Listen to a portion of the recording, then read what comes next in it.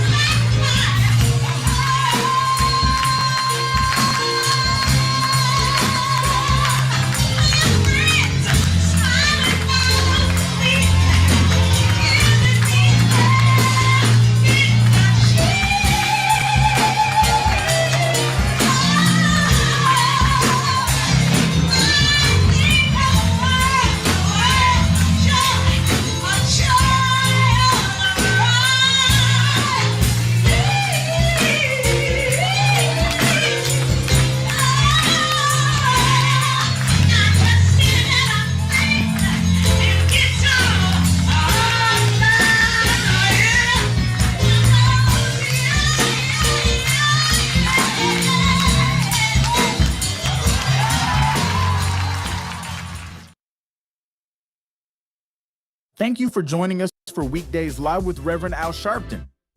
Take the time to share this broadcast right now. Tell your friends it's time to keep it real with Reverend Al. Comment your questions now in the chat or call Reverend Al Sharpton directly on air at 877-532-5797. Now stay tuned for Reverend Al. This is Reverend Al Sharpton. It's Monday. Broadcast. Support National Action Network. March Go to the 30th. Women's History Month winding down. Do you know what time it is? It's Al Sharpton's time. And for the next 3 hours, it's time to put aside all pretenses, deception, denial, or fronting. The time has come to keep it real on Keeping It Real with Reverend Al Sharpton. A very good afternoon to you all across the country. Good morning to our West Coast listeners, and welcome to those listening on Sirius XM Channel 126, The Urban View, where talk empowers and becomes action. I'm coming to you live from our National Action Network corporate headquarters in New York. And it's Hot Button Monday. On Mondays, we open up the mic and let you talk about whatever is on your mind, whatever's in your heart, at 1-877-626-4651, 1-877-626-4651, or you can go to our message board at www.nationalactionnetwork.net and go to live stream www.nationalactionnetwork.net and go to live stream. Send me a message like Happiness Donuts is sending me a message already. Wisconsin. Thanks God for you, Reverend Al Sharpton and staff. Well, thank you for that, Happiness Donut. And Shirley J. Carter saying hello from Philadelphia, and thank you for that. And James Thomas said, good afternoon, Reverend Sharpton and everyone in the chat room, and happy Hot Button Monday. Well, there's a lot to talk about. First of all, President Trump is threatening Iran that he's going to go after their energy and water facilities if a deal isn't reached soon. And Tehran has called the plan that they propose unrealistic. That Trump and his crowd is raising, and they're not backing down. They sent some missiles over to Israel, and whereas Trump is saying they're making a deal, they're saying, no, we're not at the table. We're not going with some unrealistic stuff. It says, in fact, Iran says that it's waiting on a possible U.S. ground assault of 3,500 troops that arrived in the Middle East. So one has to question now, Trump saying that they agreeing on many points, but if they don't, I'm going to hit the energy and water facilities. But at the same time, he's sending in 3,500 troops. Does it surprise any of us that he's talking out of both sides of his mouth? At the same time, the long airport lines are beginning to ease a little because Trump now has initiated an executive order to pay the TSA workers going around the Congress and the Senate, since the Senate will not pass the bill that the Congress did, and the Congress, being the House, said that they will pay DHS, but they can't have any money go to ICE. Senate said they won't do that, so now Trump is going around them with an executive order. Question that we have is, well, why didn't he do that in the first place? Why did he have people out there suffering, TSA workers, for 3 weeks, no pay, some of them sleeping in their cars. Because some people survive paycheck to paycheck. So, and then we don't know if they're going to get the targeting, whether they're targeting the back pay that's owed them. The other issue that we see over the weekend is Hegseth, Secretary of Defense. He likes to call himself Secretary of War. He made the move to stop 2 blacks and 2 female officers from the promotion list that would make them 1-star generals, and the promotion to 1-star generals. He took them off the list.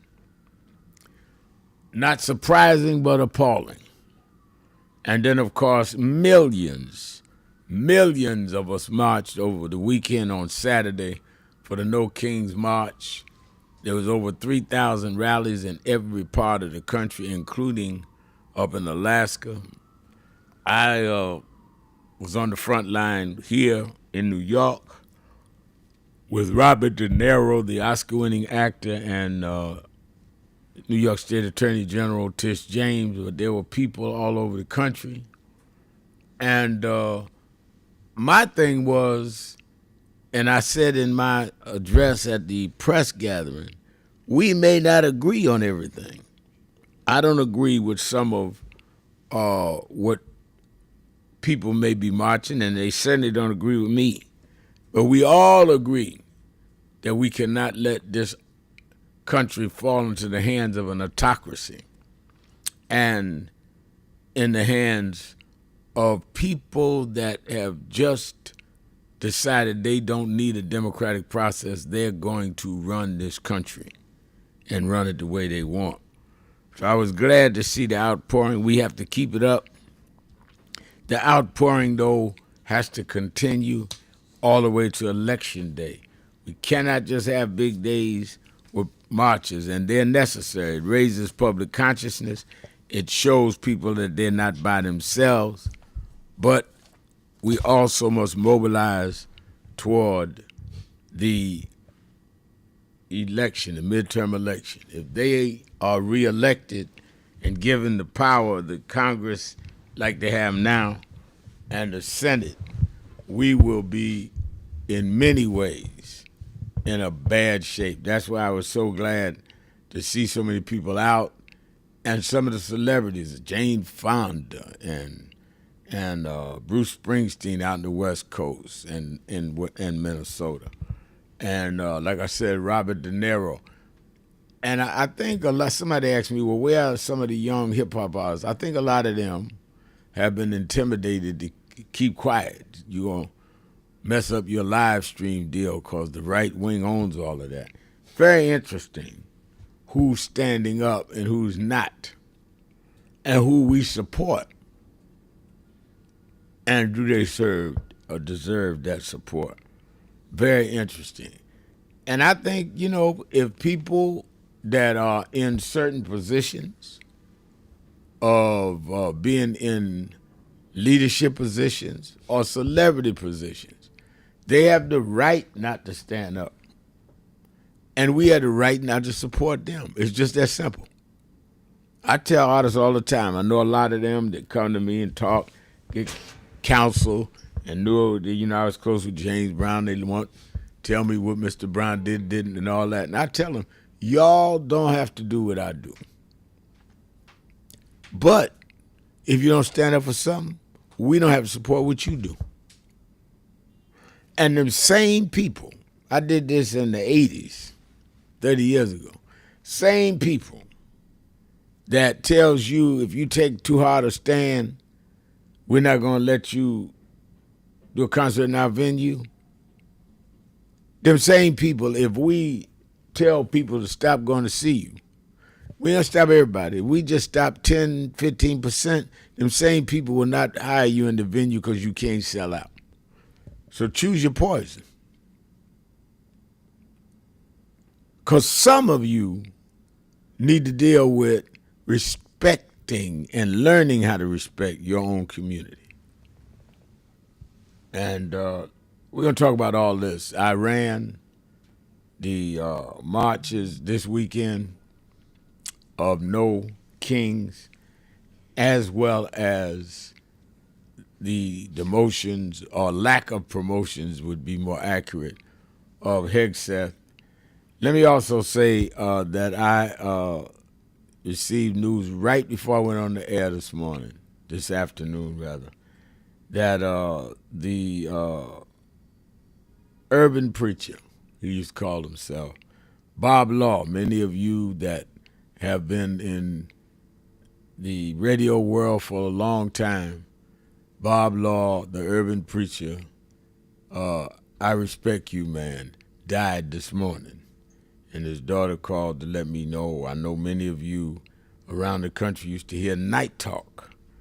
And Night Talk, he'd go on at midnight. Many of the things that we got done, mobilizing people to march, getting people to go to vote for Jesse Jackson, all of that started with Night Talk, with Bob Law. One of the pioneers of black radio, one of the pioneers of black talk radio. When Teddy Brown, James Brown's son, was killed in a car accident here in New York, and James Brown wanted to come up and do a memorial for his son, it was Hank Spann and Bob Law that said, you ought to do it for this youth group, National Youth Movement, with a 16-year-old preacher named Al Sharpton. That's how I met James Brown, because of Bob Law. Passed, a great man, great broadcaster, a pioneer in keeping our voice out there. May he rest in peace. Let's take a break. Keeping it real. Shout. Be right back. Keeping it real. Breaking news.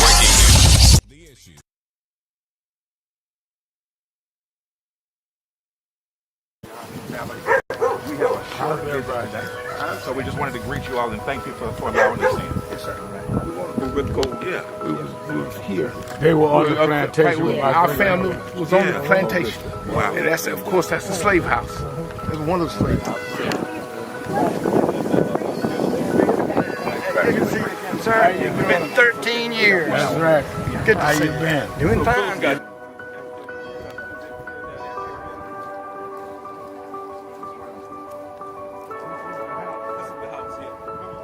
Right, last time. And we,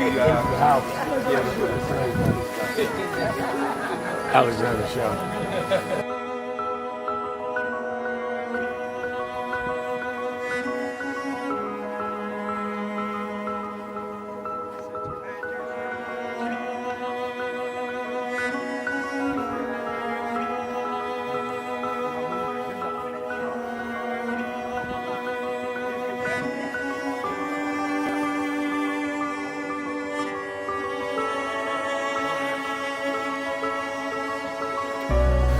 How many slaves were staying there? I have no idea. This is where they would have a slave. Yeah, that's when, exactly. That was exactly.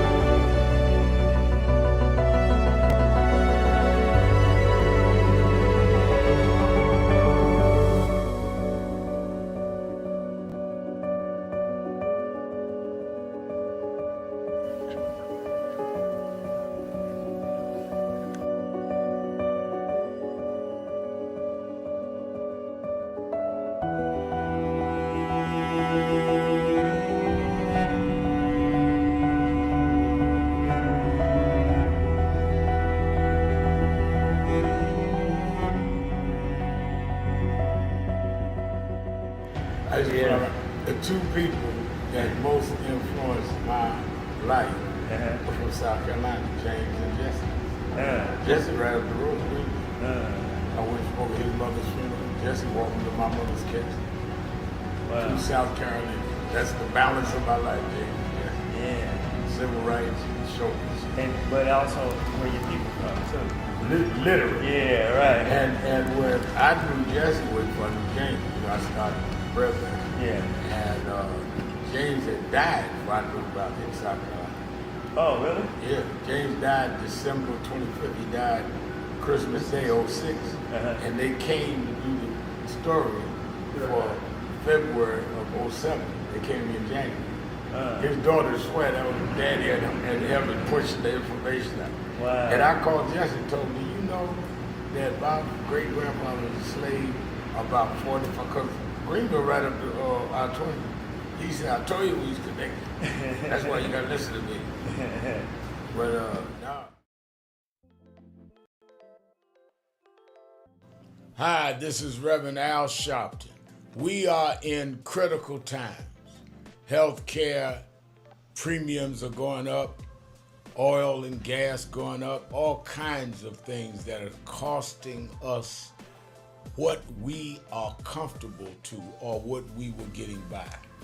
That's why I am asking you to be at the National Action Network Convention, where we're going to have leading political figures, leading civil rights leaders, leading activists, leading faith leaders, leading youth activists convene at the National Action Network Convention, April the 8th through the 11th, where we are going to strategize, hear the plenary sessions, question, and come out with how we back up this whole retrenchment of our rights and our ability to live. It's not just about rhetoric, it's about a strategy and get results. That's why we in National Action Network have always been on the front line, and we need you with us more now than ever. To register, all of our sessions are free. All of our sessions are free. To register, go to www.nationalactionnetwork.net or call the toll-free number 1-877-626-4651. Don't worry about how tough they are. Worry about how tough we must become. We never had a victory without a fight. It's time to strategize and fight back. Keep hope alive. Keep hope alive. Keep hope alive on tomorrow night and beyond. Young America, hold your head high now. We can win. You must never stop dreaming. Face reality, yes, but don't stop with the way things are. Dream of things as they ought to be. Dream. Face pain, but love, hope, faith, and dreams will help you rise above the pain. Use hope and imagination as weapons of survival and progress, but you keep on dreaming, young America. Dream of peace. Peace is rational and reasonable.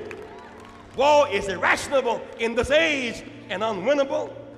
Dream of teachers who teach for life and not for living. Dream of doctors who are concerned more about public health than private wealth. Dream of lawyers more concerned about justice and the judgeship. Dream of preachers who are concerned more about prophecy than profiteering. Dream on the high road with sound values. You must never surrender to inequality. Women. Hi, it's Reverend Al Sharpton, President and founder of National Action Network. We are at the very end of 2025, and I want to first say that I want to thank all of the officers, chapter leaders, regional directors, national staff, and certainly National Board of National Action Network for a solid and absolutely incredible year in 2025.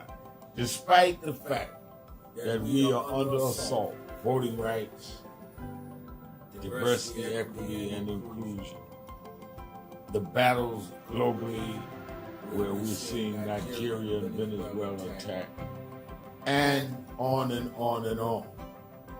We have been steadfast as an activist organization in the tradition of Dr. King. We started the year with a national call that thousands responded to, and we were in Washington on our side of town while Trump was being inaugurated on the other side of town. And we made a pledge. We told people to lift their hand and make the pledge. And we kept that pledge to work all year to keep the dream alive. And that led into when Trump went after DEI, we supported some that were boycotting, and we started boycotting, something that had never happened. We said we're gonna go buy from those that have committed to keep DEI, and went in several cities around Costco's and shopped. We've now bought stock in other companies.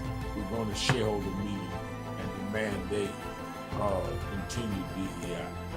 We've had a sensational National Action Network convention covering the span of activity, from political empowerment to education, to how we deal with the Black church, how we deal with Black women development that has to deal with old. Keeping it real, keeping it real. I am your host, Reverend Al Sharpton, and we're back. It's Hot Button Monday, 1-877-532-5797, 1-877-532-5797, or you can go to the message board and write a message at www.nationalactionnetwork.net and go to live stream and send a message. Clarence Pearson sends a message. Great leader across generations. Thanks for all you do, Reverend Al Sharpton. Appreciate that, and I really do. We get attacked so much from the right wing. I appreciate when somebody gives me a little pat on the back. Renee McMickens says, never surrender to inequality. You are absolutely unequivocally right. And let me say by way of announcements, and I'm getting ready to get into the phone calls. I see lining up calls, and a lot of our message board hot today. By announcement, Saturday Action Rally was hot. And I want you that are in the tri-state area, next weekend is Easter weekend. A lot of people come to New York for the Easter weekend to see whatever they want to see, bring some of their youngsters because it's spring break. Well, come and be part of the Saturday Action Rally. We will be having the Saturday Action Rally on this coming Saturday at the historic Mother AME Zion Church, 137th Street between Lenox and 7, 9 a.m. to 11 a.m. You got folk coming from out of town for Easter. Tell them I want to bring you up here to see Reverend Sharpton. I'll shake the hand and really lay out where we're going, because it's the Saturday leading into our convention. And I'm going to set the ground rules and set the boundaries that we want to come out of the convention with. And we definitely expect you. We had the highest pre-registration to I didn't even close it. We well over 9,000. I told them go to 10,000, and then we don't have no more room in the hotel. If you've not registered, register. Everybody from Governor Pritzker of Illinois to Governor Westmore to Governor Shapiro to former Vice President Kamala Harris to Michael Eric Dyson to Don Lemon. Everybody's coming, doing different workshops. You can now go on the site at www.nationalactionnetwork.net and get the whole schedule of who's speaking when, who's doing what workshop, who's doing the fireside chats with me. And it's all free. But we go by the registration. And we need y'all to be there and show up. A lot of these governors and senators that are coming are rumored to be running for president in 28. Well, let's take a look at them now. What are they going to say about affordability? What are they going to say about DEI? Let's see where they're at now. So be at the convention April the 8th through the 11th. Go to www.National Action Network and pre-register if you haven't. And, of course, get the agenda, because you might say, I can make Wednesday, but I can't make the rest. Or I can make Friday. Register and let us go on with the fight. I'm more geared up to fight than ever. And when I saw tens of thousands of people hit the street on Saturday, it gives me hope, because we got to fight. How did we get where we got in the first place? We had to fight to get it. We had to fight to keep it. And I'm one of them fighters. I see Gloria. I'm trying to see, is it Gloria Lewis? Says, thank you, Reverend Sharpton from Atlanta, listening from Atlanta. And all right, and let me also say to you, Politics Nation, it was hot this weekend. I brought some of the celebrities from the march with me. Robert De Niro was on the show, Politics Nation, talking about how he was not going to let them shut him up. They was telling him he's an Oscar winner. Why don't he just go on and do his art? He said, I have the right. This country's gone to hell in a basket, and I have the right to speak up. And Billy Porter, huge star, was on the show. Both of them were on Saturday night, as well as Senator Cory Booker. And yesterday we had the ranking member of the Foreign Affairs Committee in the Congress, Greg Meeks, and a member of the Foreign Affairs Committee, Kwesi Mfume, talking about the dangers of what's going on in the Middle East, as well as the lady that won the election in Florida, the state seat that represents the area that Mar-a-Lago is in. I had her on last night, how she won as a Democrat in that seat. She is now the state rep for Donald Trump, a Democratic woman. All right, JB is saying on our message pad that Bob Law was a pioneer in black radio. His show was a way for me and many others to mobilize and support our leaders like you, Rev Woody. I was on Night Talk many, many nights. And like I said, he helped introduce me to James Brown. He comes out to Church of God in Christ. He grew up Church of God in Christ. He's about 10, 12 years older than me, but we came up knowing each other. He was a voice of unequaled. Great man.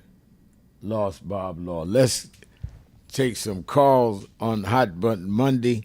Let's start in Philadelphia, WURD, the word, Brother Jacob. Brother Jacob, you're keeping it real with Al Sharpton. Peace be unto you, Reverend Sharpton, you and your worldwide audience. You know, I say to you, Reverend Al, what Bundini said to Muhammad Ali.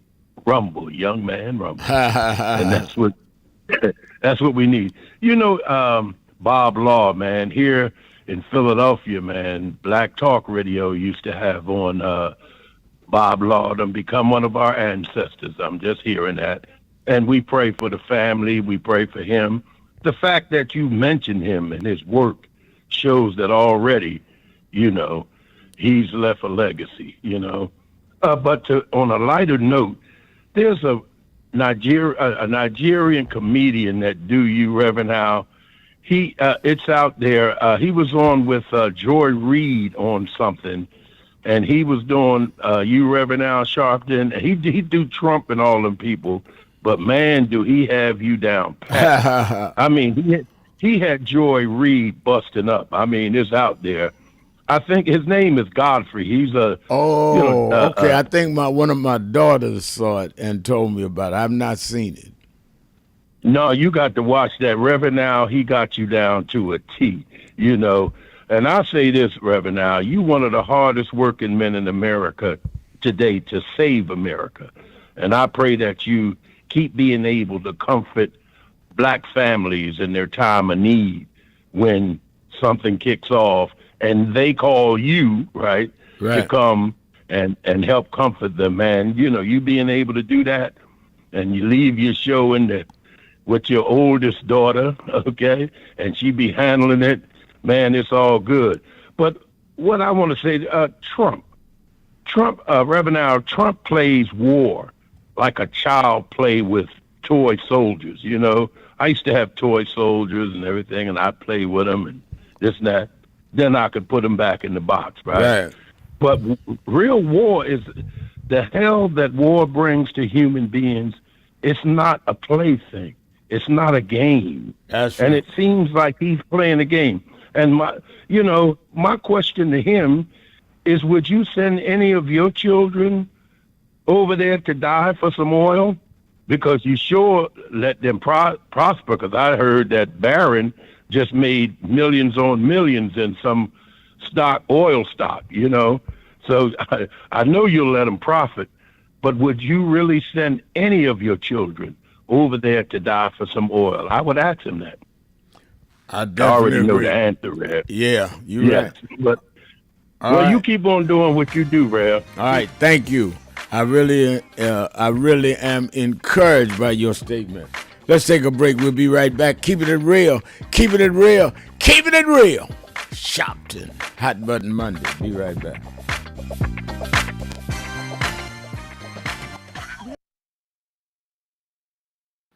Around this is so wicked. Now they're going to they released last night a memo that said that the FBI was investigating Good. They're trying to come up with something on the victim. Not they're going to investigate who shot her. The ICE agent shooting in the head 3 times. They're going to investigate her. And you wonder why we need movements. You wonder why we need to stand up. Hakeem Jeffries was here Monday. Why we need to deal with this midterm election. Well, Reverend, I get calls on my radio show every day. Well, I don't see where voting changed them. All right, let me tell you where, if they lose the Congress this year, where it changes. The Speaker would be Hakeem Jeffries, who grew up right here in Nagin, as he said on Monday. The Speaker decides then the calendar for the legislative session. The chairs of the committees become Democrats. So the Judiciary Committee, now watch this in the barbershop. The chair of the Judiciary Committee, y'all saw the Judiciary Committee have the hearing and brought in the special counsel yesterday. Well, the chair this time, if the Democrats win, would be a Democrat who could then subpoena the Attorney General Bondi, all of the folks that were involved in January 6th. They can subpoena the vice for all of them because you've got the power of the gavel. Wonder why nobody has asked Pence how he felt running for his life January 6th. Well, if you get the Judiciary Committee, you can subpoena Pence. This is a defining moment.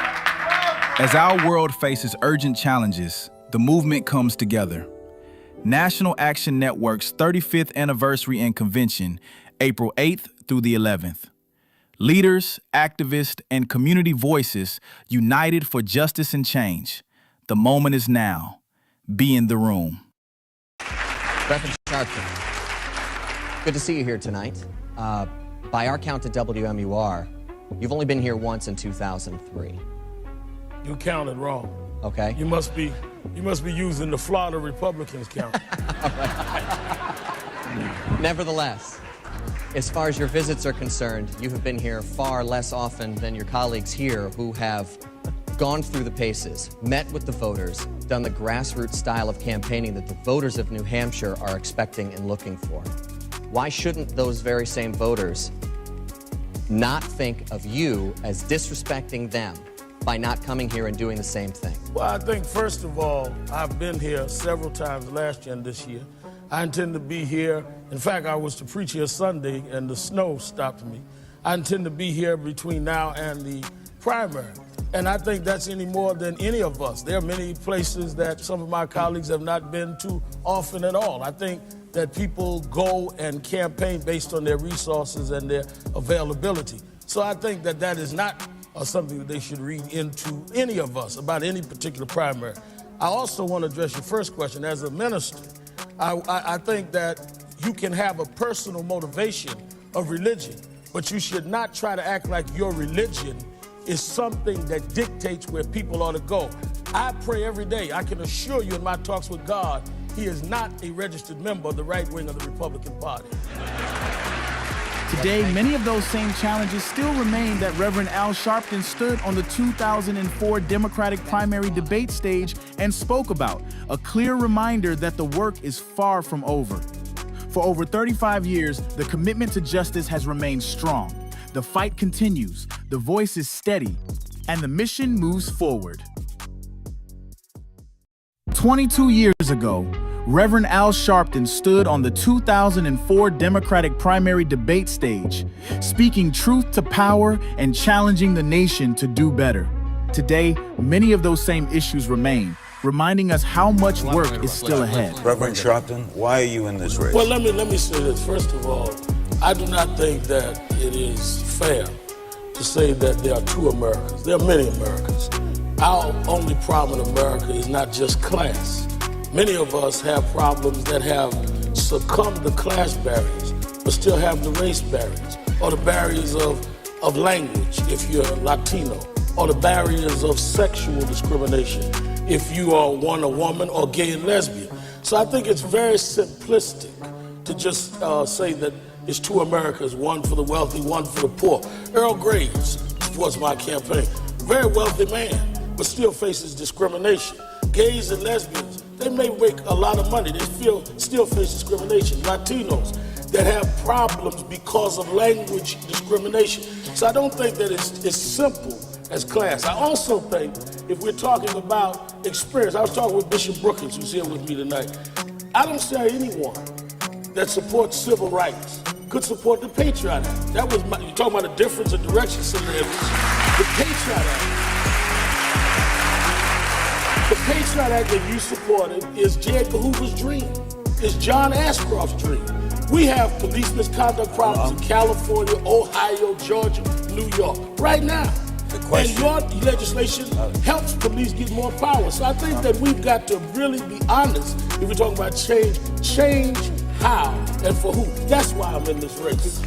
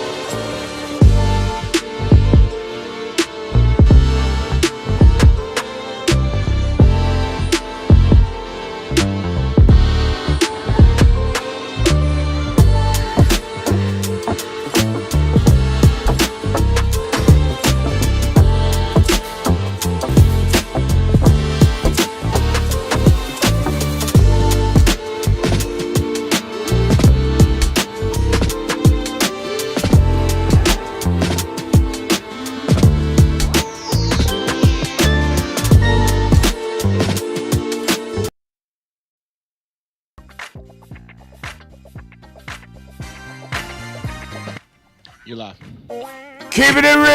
Keeping it real. I'm your host, Reverend Al Sharpton. It's Hot Button Monday, and we are back both on the message board and online. Let's go back to the phones. Let's stay in Philadelphia and go to Dis in Philadelphia. That's supposed to be Disco Bryant. I'm sorry, you didn't spell it out. It's Disco Brian from Philadelphia. Oh, Rev. Hey, Rev. Hey. Hey, all honor to Bob Law. May he rest in power. I was sadly uninitiated in his excellence, but look forward to discovering his work in the archives. And Rev, last time we spoke was right before No Kings, and I was seeking commiseration about certain public figures of the left who we have both agreed deserve no safe harbor in progressive spaces. So I'm not going to do that now, and I only want to give you some good news post No Kings Day. The Billy Porter interview on Politics Nation was spectacular, and I want to thank you for it. He is one of my favorite human beings in the arts, and Rev, I have a friend that, or a former friend, unfortunately. A couple of years ago, he said to me that I was a little bit critical of Bill Maher and Dave Chappelle, and I was a little miffed that Bill Maher and Dave Chappelle were turning their platforms into less than good spaces, especially targeting the trans community. Chappelle and Maher both are a bit transphobic, right? And my buddy, my friend of 25 years, said to me, "Hey, if you're going to criticize Chappelle and Bill Maher, then that's like criticizing me. So you're either with them or you're not my friend." And I said, well, I said, they're never going to love you, man. You're never going to know them, but you know me, and I love you. And I guess that wasn't enough.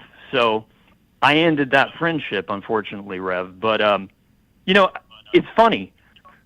That man, Billy Porter, I tried to get my friend to watch his spectacular series called Pose about the trans community in New York City in the 80s. And if anybody listening has not watched that masterpiece, please find time to do so. Pose brought me to tears, and I'll tell you what, Rev, it killed every last vestige of transphobia in my heart, and I can't wait to see the brilliant Billy Porter at the NAN convention to honor him for changing my heart and the heart of so many people. He had me in tears with that excellent series Pose. So thank you for featuring him. And Rev, lastly, you mentioned artists who are not standing up. Thank God Springsteen did. I have two artists for you to watch that are spectacular, and I kind of did some discovery on them thanks to our Pennsylvania State Senator Sharif Street running for the 3rd District here in Philly. During our interview, Sharif Street told me about a young white woman who has a lot of videos on social media, just brilliantly going after Trump and the MAGA movement and the madness happening on social media. And Rev, her name, or she goes by Earth to Eve. Earth to Eve? She wrote Earth to Eve, like Adam and Eve, yeah. And she literally wrote a song called No King, which should be the theme song of the movement. And so anybody listening who has time, check her out. Also, a brilliant rap funk band from Dallas, Texas, called Cure for Paranoia. That's the name of the band. They performed a song called WTF, which stands for Where the Files at the Idaho No Kings rally. And they are spectacular. So Earth to Eve and Cure for Paranoia, thank y'all. for making music for the moment. And Rev, I can't wait for you and your fellow community to discover their excellence. Thank you so much, Rev. All right, I'm going to check them out. Thank you. Thank you for your call. Let's go to Nia 2X in Washington, D.C. Nia. Peace. Our great leader, the Honorable Reverend Dr. Al Sharpton. I was calling in today. I listen all the time. I was calling in today because of the loss of that great soldier in black radio, Bob Law. Yes, ma'am. Yes, indeed. I can't say I was a friend. I'm blessed to say a small associate. I've been in his company. And, I mean, when you announced it, I was hoping you wasn't saying it. I was hoping, but God knows what we know not. And God is always correct. I mean, condolences to his family. And I thank Almighty Allah God for his brilliance, his dedication. I saw him in your great documentary, Loudmouth. I remember seeing him, in the marches. He was truly a brother for our people, for humanity, unapologetic, and had that soft voice at night with Night Talk. Night Talk. And like you, yes, sir. And like you said, the Million Man March, even him telling me, and many others, that that radio show helped so many, that galvanized and got information from the local organizing committees.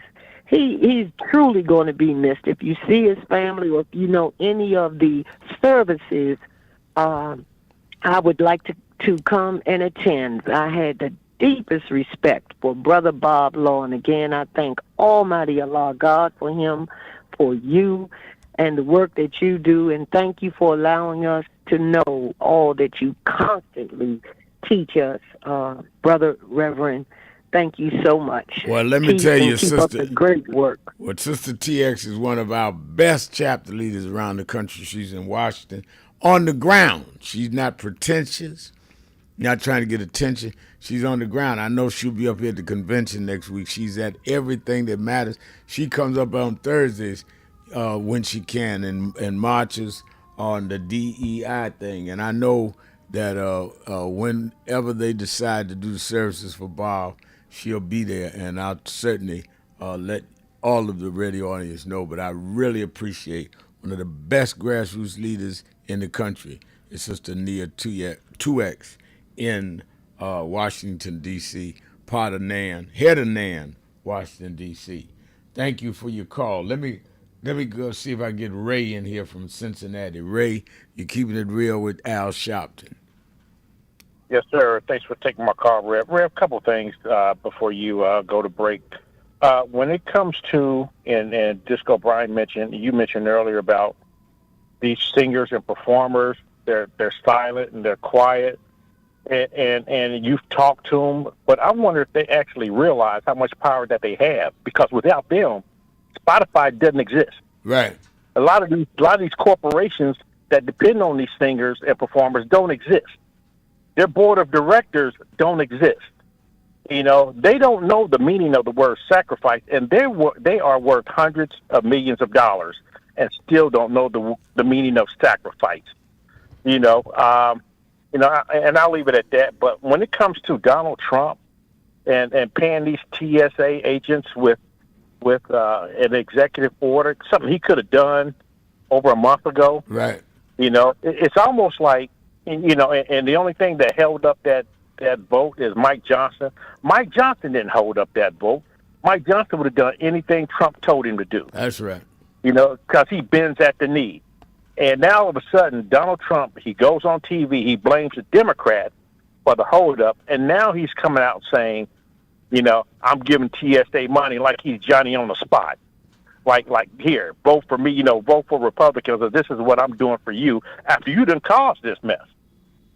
No doubt about it. No doubt about it. Yep. All right, Rev. All right, thank you for your call. Let me go on and take my break and come back with more of you Hot Button Monday.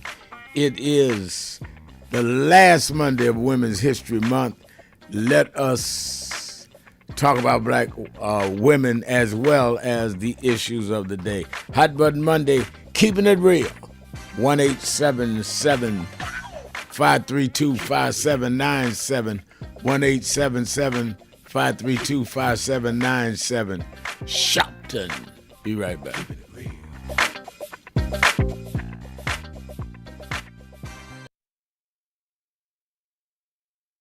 Do you know what time it is? It's Al Sharpton time. It's time to put aside all pretenses, deception, denial, or fronting. The time has come to keep it real on Keeping It Real with Reverend Al Sharpton. You need to keep it real with Reverend Al Sharpton right here on Uber TV. Reverend Al Sharpton, and we're back. 1-877-532-5797. 1-877-532-5797. Let's go back to the phone. Attorney Jennifer Jones Austin is. Every day, Monday through Friday, I do 3 hours a day on Keeping It Real with Reverend Al Sharpton. I do 1 hour on Sunday mornings with Reverend Al Sharpton. And I'm live on radio and TV with the Saturday Action Rally. 7 days a week, I talk to our people, hear from them, to call in. I'm sick and tired of people talking for people that they don't talk to. So go on www.nationalactionnetwork.net. Listen to my show, call in, express your opinion. You don't have to agree with me. But let's start talking to each other rather than about each other and lecturing at each other. Let's keep it real with Sharpton. Happy 20th anniversary to Reverend Al Sharpton on 20 years of Keeping It Real. 2 decades of truth-telling, fearless advocacy, and keeping the people informed and empowered. Thank you for always speaking power to justice and standing firm for what's right. Here's to 20 years of impact and many more to come. I want to talk to you. I want to talk to you. Just wait.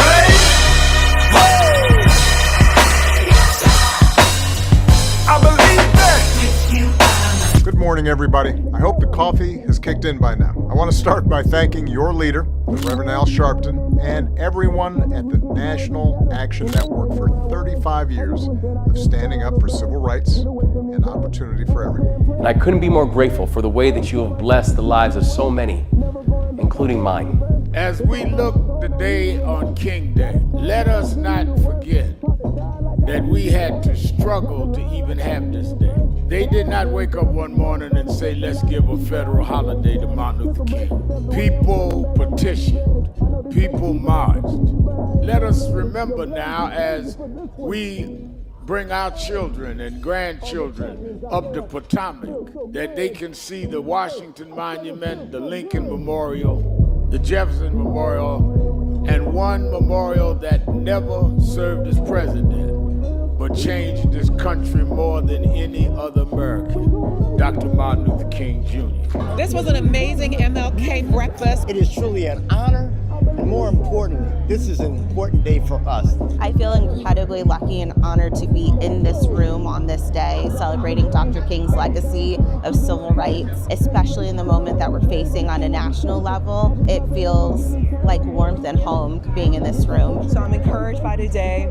I'm encouraged that we're getting out, we're protesting, but more needs to be done. We need to lean in. And let's keep fighting, because the job is not done here. And I just feel so honored to get this award. It's not about getting an award, it's about doing the work. And let's keep up with the work. That I want to end. He talked about the dry bones in the valley. I'll tell you that. The only reason that the wind could blow life into the bones is because at some point they had to be connected. If the wind had blown into a disconnected body, it still wouldn't have worked. So before he prophesied to the wind, they had to first get the foot bone to connect to the ankle bone, and the ankle bone to the calf bone, and to the knee bone, and the knee bone to the thigh bone. If we are to prophesy to the wind, we must first connect this body. We must connect Eddie Long to Farrakhan and Cornel West to Elders and Lowry to Sharpton. If we can connect this body, then God will blow the breath of life into our community. But as long as we are disconnected, the wind can't blow because it's blowing on disconnected dry bones. But the good news is that we're the children of people that have been through worse than this, and we're still here. So even though I get despondent, I don't ever get depressed, because I want the world to know you won't beat us, because we're the children of those that took the worst form of slavery and brutality that ever lived, that ever existed. Our parents survived the Middle Passage. Only the strong got here, and then we lost our name, our culture, our religion, and we're still here. But you don't know who we are. We're the children of Chaka Zulu. We're the children of Mary McLeod Bethune. We're the children of Marcus Garvey. We're the children of Martin Luther King. We'll be here. We were first, and we'll be last. We know who we are.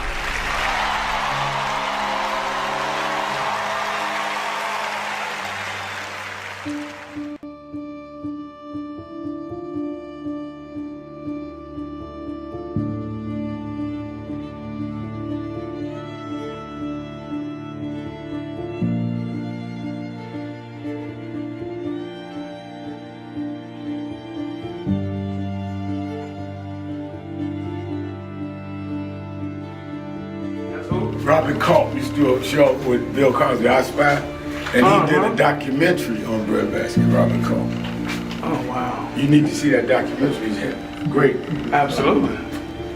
I lived this. I didn't read this. I lived it. I was there. You true to this? I'm true to this. Not new to this. I ain't new to this. Vote to Tom Troy. He was, Jack O'Dell was one of the guys that Kennedy warned Dr. King about. Say he was a communist. Okay, wow. Jack O'Dell and Stanley Levinson. And Reverend brought him in. Nobody else in the movement would deal with Jack. Reverend brought him in. Oh, yeah. Sure. Just us. Just us.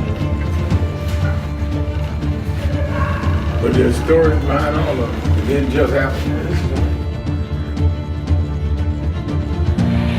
But I am somebody. I may be on welfare, but I am somebody. I may be in jail, but I am somebody. I may be an educator, but I am somebody. Beautiful, proud. I must be respected. I must be protected. I am somebody. Come today. I see the Reverend Jesse Jackson is here. Lord, we thank you for the Reverend Jesse Jackson. I see the Honorable Maxine Waters is here. We thank you for Maxine Waters. You see the Reverend Al Sharpton is here. We thank you.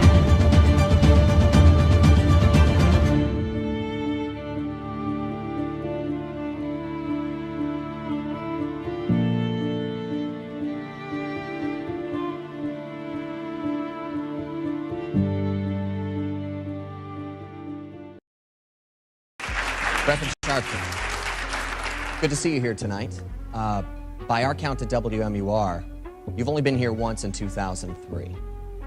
You counted wrong. Okay. You must be using the Florida Republicans count. Nevertheless, as far as your visits are concerned, you have been here far less often than your colleagues here who have gone through the paces, met with the voters, done the grassroots style of campaigning that the voters of New Hampshire are expecting and looking for. Why shouldn't those very same voters not think of you as disrespecting them by not coming here and doing the same thing? Well, I think, first of all, I've been here several times last year and this year. I intend to be here. In fact, I was to preach here Sunday, and the snow stopped me. I intend to be here between now and the primary. And I think that's any more than any of us. There are many places that some of my colleagues have not been to often at all. I think that people go and campaign based on their resources and their availability. So I think that that is not something that they should read into any of us about any particular primary. I also want to address your first question. As a minister, I think that you can have a personal motivation of religion, but you should not try to act like your religion is something that dictates where people ought to go. I pray every day. I can assure you in my talks with God, he is not a registered member of the right wing of the Republican Party. Today, many of those same challenges still remain that Reverend Al Sharpton stood on the 2004 Democratic primary debate stage and spoke about, a clear reminder that the work is far from over. For over 35 years, the commitment to justice has remained strong. The fight continues, the voice is steady, and the mission moves forward. Real, keeping it real. I am your host, Reverend Al Sharpton. It is Hot Button Monday.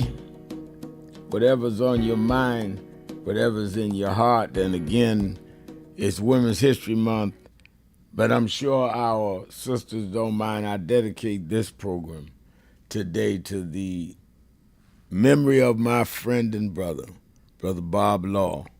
Got Antoine C. right. The urban preacher, the night talk host who passed away this morning. Bob Law, a giant pioneer of black radio, and he will be missed certainly by me. Let me go to the phone line.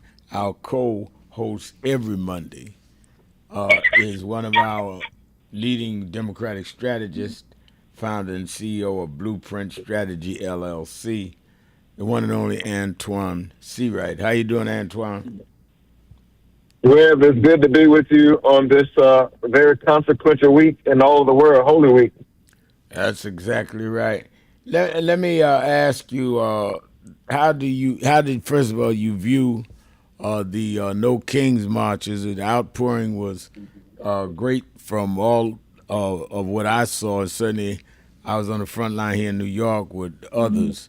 And one, how did you see it? Secondly, what message does it send? And third, can we energize people not only to come out and march, but come out and vote?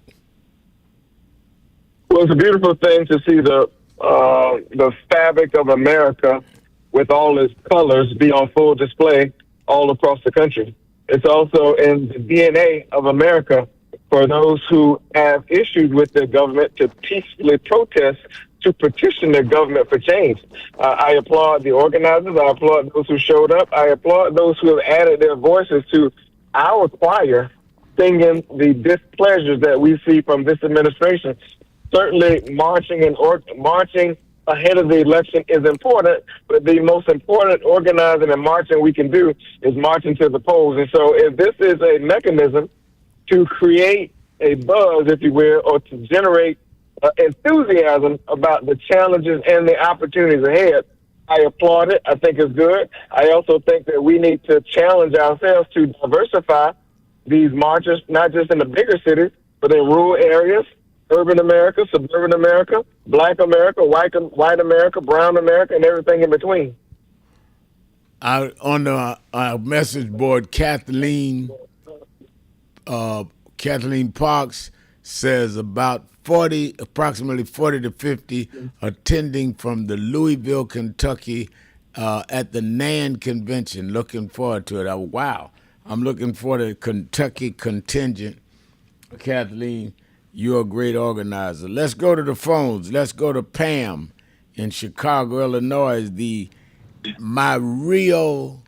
personification of an activist is Sister Pam in Chicago. Pam. Thank you, Reverend Sharpton. I appreciate that so much. And hello to you, Antoine. I hope everything is well with you. I am doing well, Miss Pam. Happy Holy Week to you.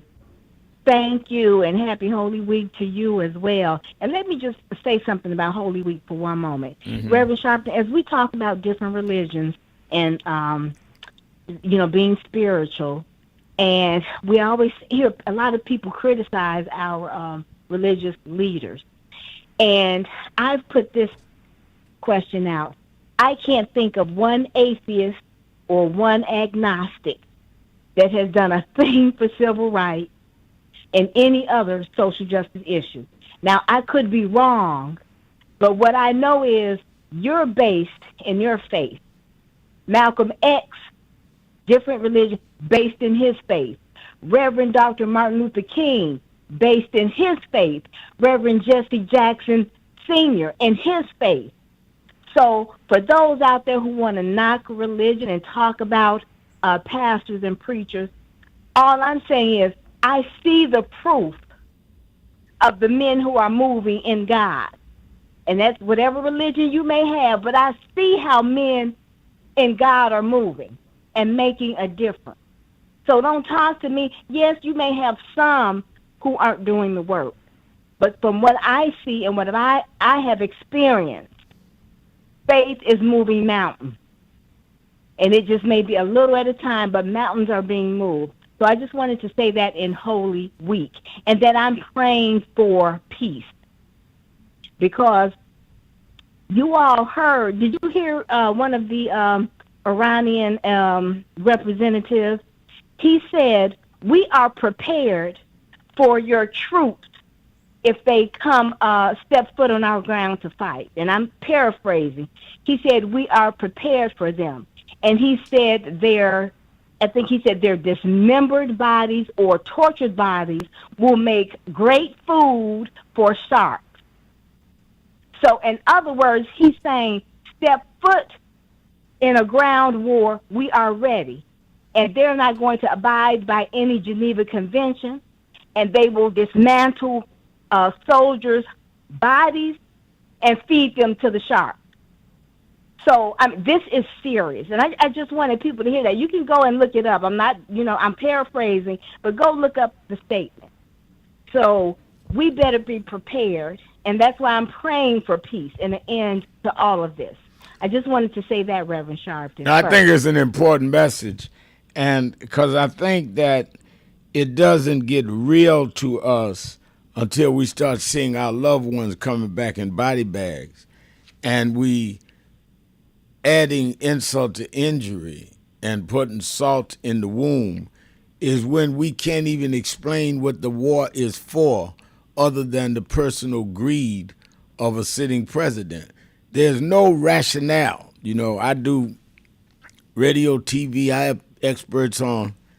Nobody can explain to me why we're over there and why he's bargaining to get down ships from down the straits of Hormuz. But what is the whole thing about? And I think we're getting deeper and deeper. He's got 3,500 more troops that they're sending in. And at one level, he's saying it's close to being resolved, that the Iranians are taking some of their points and going to have agreed, yet he's sending in all these new troops. Antoine, talk about mixed messages. It's crazy what he's doing.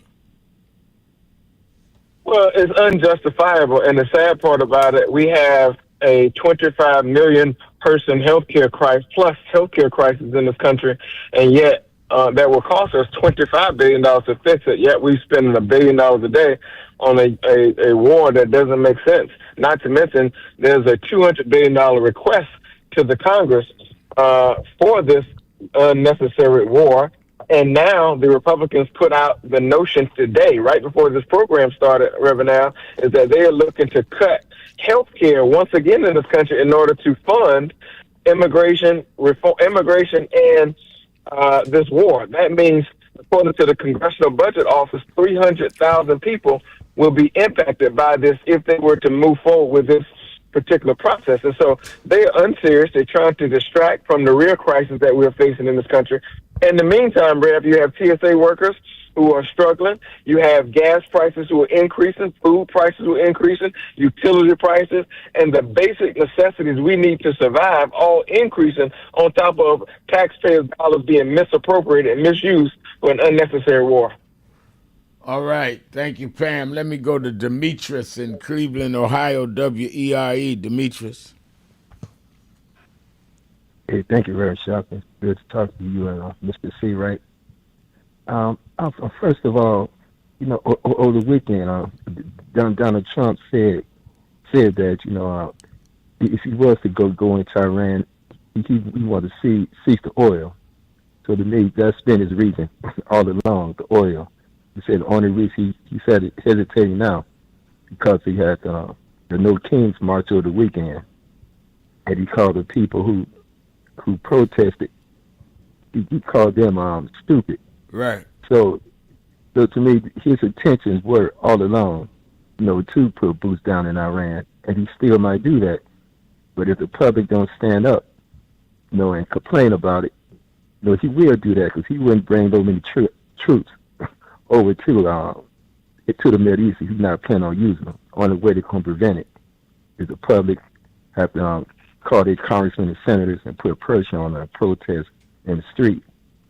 And also Iran have a long history. Before it was Iran, before it was Iraq, it was the Persian Empire. So they're the type of people who's not going to be threatened by any other country, because they look back on their history as a world power, their own selves. So to me, if they put any boots there on the ground, like your previous caller said, they're just going to fight. They're going to fight to the last person before they let their country be overran and be exploited. Most likely have another Vietnam, because the people's not going to give up their sovereignty as their own country, as their own independent people.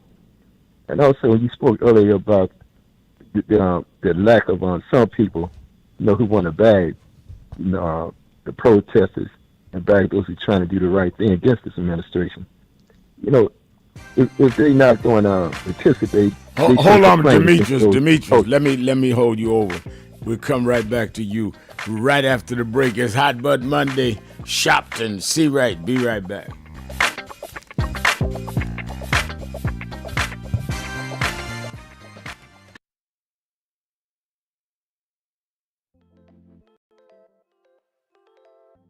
Hi, this is Reverend Al Sharpton. We are in critical times.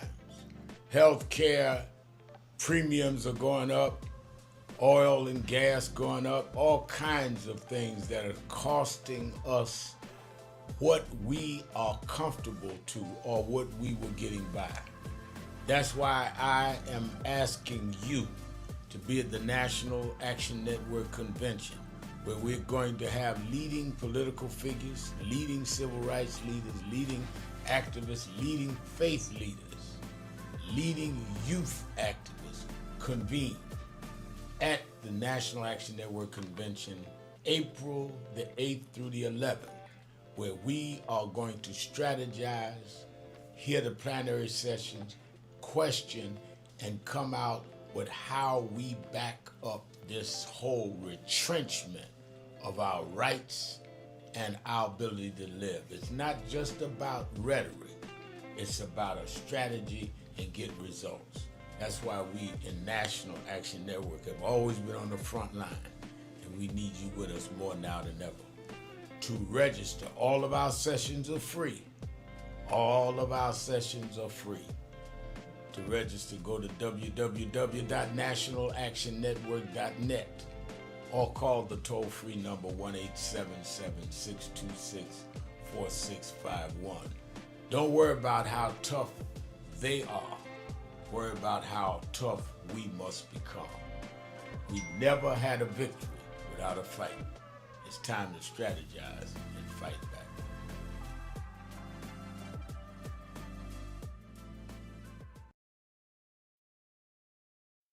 Some of you forget where you come from and forget how you got there and act like you got there because you were qualified or that you had a good resume.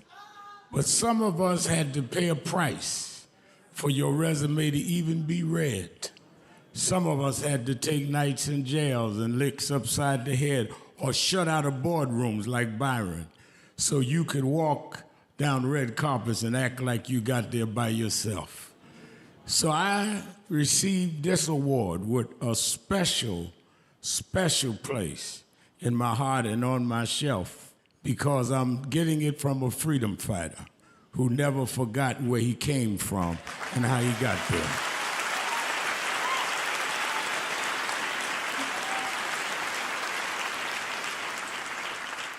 Yes, we've come a long way. We've had now a black president and now a black vice president, but we still can get shot down and have to march to get a case in court. We still can get shut out of boardrooms. We're still doubly unemployed in a good economy. So we're gonna have to keep marching. And I thank not only my family, a mother that raised me by herself, but I thank that lady at the end of the march that knows she won't be on TV that night and knows her name will never be in the paper, but she believed in me enough to get at the end of the line and make me look good. Because Dr. King used to say, if you call a march and no one shows up, you just going for a walk.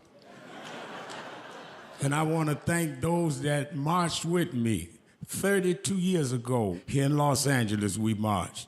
And then many years later, with George Floyd and others, we're still marching. And I'm gonna keep marching, I'm gonna keep agitating, and I'm gonna keep going.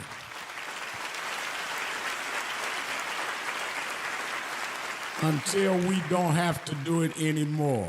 Eddie, known you a long time, Mariah, Chris, and your kids. And I promise you this, the only thing that I really live for is I get up with this dream that every bigot, every racist, everyone in this country that hates will say, damn, he's up again.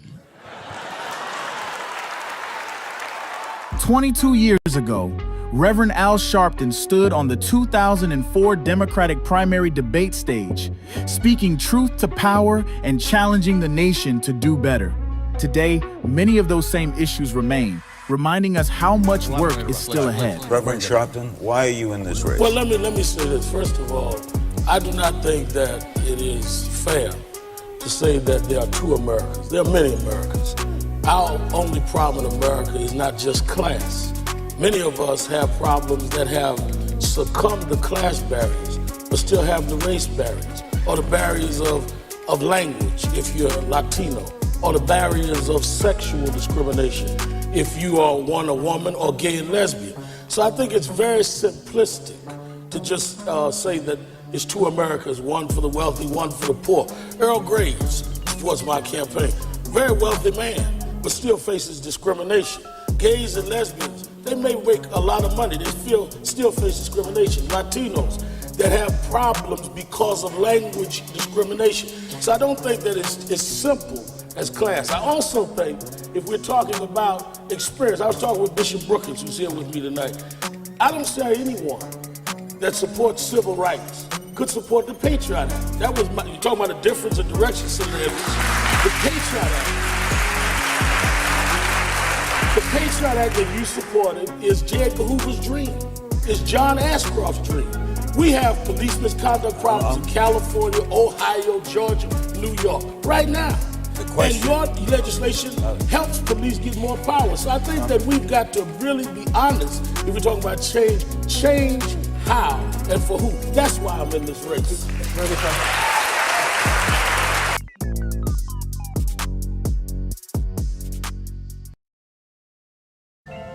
I thank God I was blessed to have both in my life. Both historic, strong figures.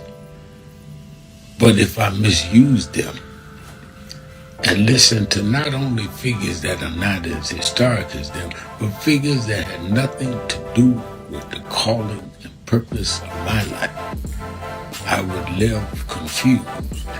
I'd be double-minded. I'm clear. And what I want you to do is be clear. Clear on who you are and why you are. And a lot of that will be exposed to you and others by who you are around and who you allow to enter your head. Keep people at a distance that only have a distant and unclear vision of who you are and who you are supposed to be. They could be your blood relatives, but they could not be the ones that accompany you toward what you ought to be about tonight. Everybody good to you ain't good for you. Everybody that makes you laugh sometimes end up making you a joke.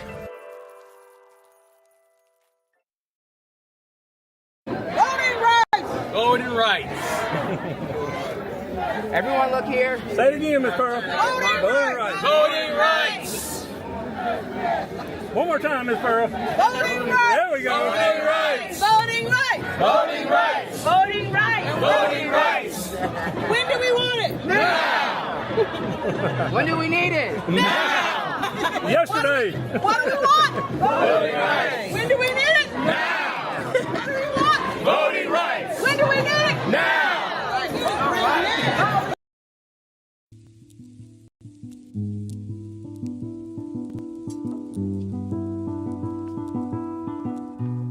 I had a thought this morning that I want to share with you about mentorship. I am able to do a lot of what I do because I had great mentors, but there are correct ways and incorrect ways to mentor people, in my opinion. I was mentored as a boy preacher by Bishop F.D. Washington, one of the great Pentecostal preachers of his time. Then Reverend William Jones, who became my pastor after Bishop Washington died, who was unquestionably in the top 5 black church ministers, theologians. Reverend Jesse Jackson, who I started my activism under his leadership, he and Reverend Jones. And I learned Keeping it real, keeping it real. I'm your host, Reverend Al Sharpton. Antoine Seawright is our co-host. It's Hot Button Monday. Let's go back to Demetrius in Cleveland.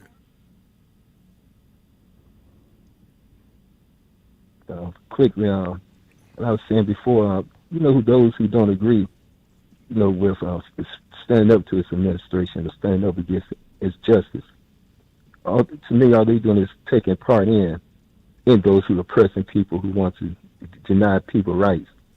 They can't be a pawn of those people who want to stop people from having equal opportunity, from having equal pay. And some people do this for their own selfish reasons, or they do it out of fear. They have to come out of that fear because so many people, the law say lives for us to have, somewhat justice here in America and some type of equality. They're disservice to those who died, protested, those who died in the wars for this country, for those who are in power, who want to set the clock back, because all they're doing is just denying their own children the opportunities of this country.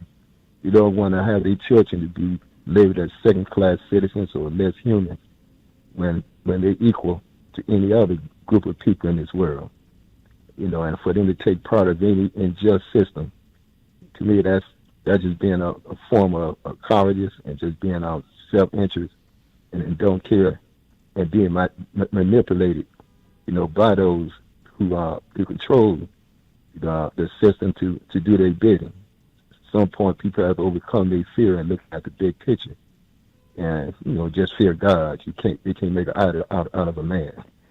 And next, I just want to speak. Over the weekend, they're going to Soviet Union sending oil to Cuba. Now, some of the right wing is saying, Donald Trump is just having compassion on Cuba. He not having compassion on Cuba. He just respect power, like Freddie Douglass said, power, respect power. It goes similar to what he was saying. Freddie Douglass saying, any other person who he wouldn't fear, he wouldn't let the oil tanker go through to Cuba. Because it's Putin, he let the oil tanker go through because he don't want to stand up to Putin. Same way he didn't want to stand up to England when he was making threats of taking over Greenland. So the people in America have to realize they come together. They do have sway of this administration. When it comes to Iran, the war won't go on. The people should protest. They should right there, the Congress people. And lastly, one thing last week, I think the University of Alabama, they cut the women's program and they cut the Black Studies program. Now, I believe they're trying to say they're going by the rules that this administration set.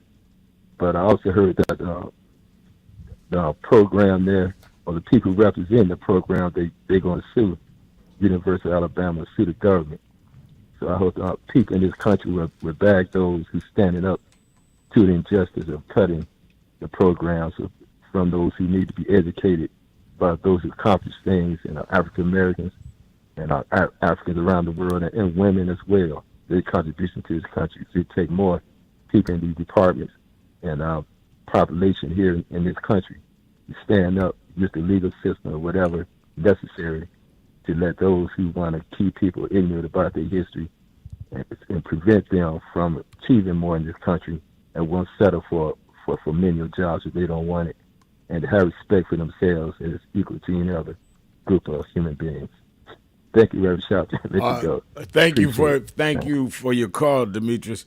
You know, it is apparent to me that we're in a season, Antoine, that not only must we organize and mobilize and prepare for the midterms, but fight all the way. Last week, I went and did the eulogy for a young man killed by police in Hartford, Connecticut, and had a mental episode.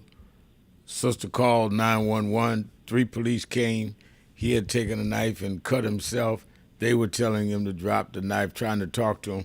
4th cop just walked up and shot him 9 times and killed him. We went up. Ben Crump went up. I did the eulogy and met with the mayor, and then went to meet with the governor. And the mayor fired the cop the next day. We're waiting on him to be indicted. That's why you've got to put people in office that will be accountable. When you hear people talking all this smack, that's all it is, about voting, all I care about is this, that, or the other. Well, whatever this, that, or the other is going to be engaged or not engaged by the political process. So you better get your head right and become part of deciding who's in the process representing us. Antoine? Well, Rev, the process gives us the product. The only way we've ever made progress in this country, particularly for Black Americans, is by petitioning our government, but also following up our petition at the ballot box by casting our votes.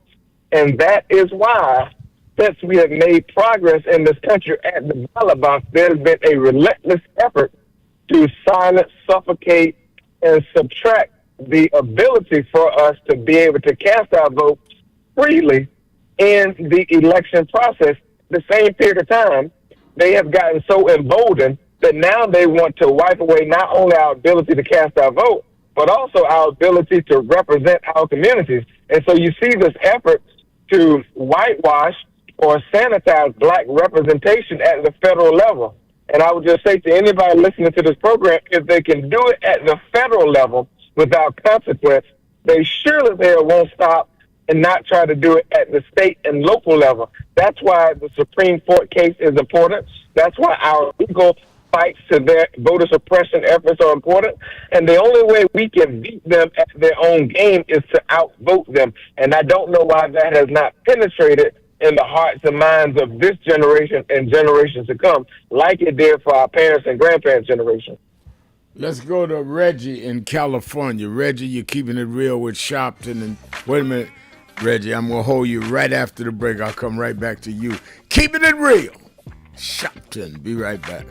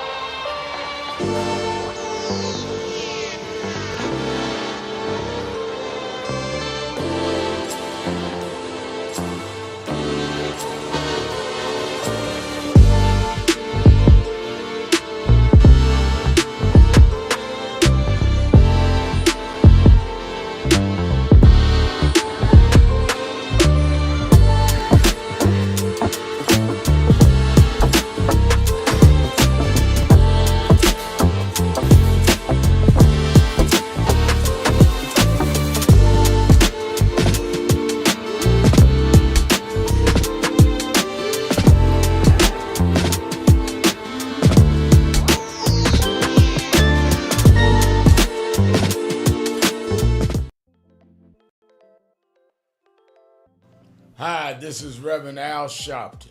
We are in critical times. Healthcare premiums are going up, oil and gas going up, all kinds of things that are costing us what we are comfortable to or what we were getting by. That's why I am asking you to be at the National Action Network Convention, where we're going to have leading political figures, leading civil rights leaders, leading activists, leading faith leaders, leading youth activists convene at the National Action Network Convention, April the 8th through the 11th, where we are going to strategize, hear the plenary sessions, question, and come out with how we back up this whole retrenchment of our rights and our ability to live. It's not just about rhetoric, it's about a strategy and get results. That's why we in National Action Network have always been on the front line, and we need you with us more now than ever. To register, all of our sessions are free. All of our sessions are free. To register, go to www.nationalactionnetwork.net or call the toll-free number 1-877-626-4651. Don't worry about how tough they are. Worry about how tough we must become. We never had a victory without a fight. It's time to strategize and fight back.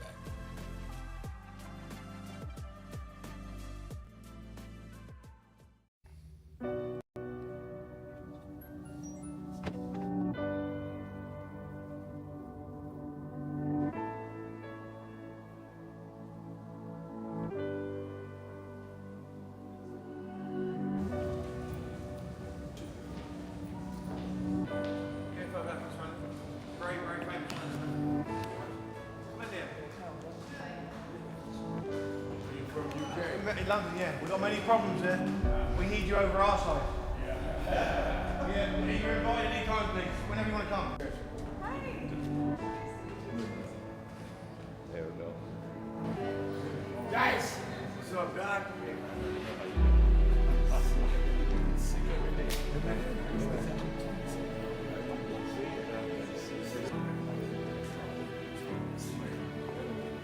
So we are in not a political dilemma, we are in a moral dilemma.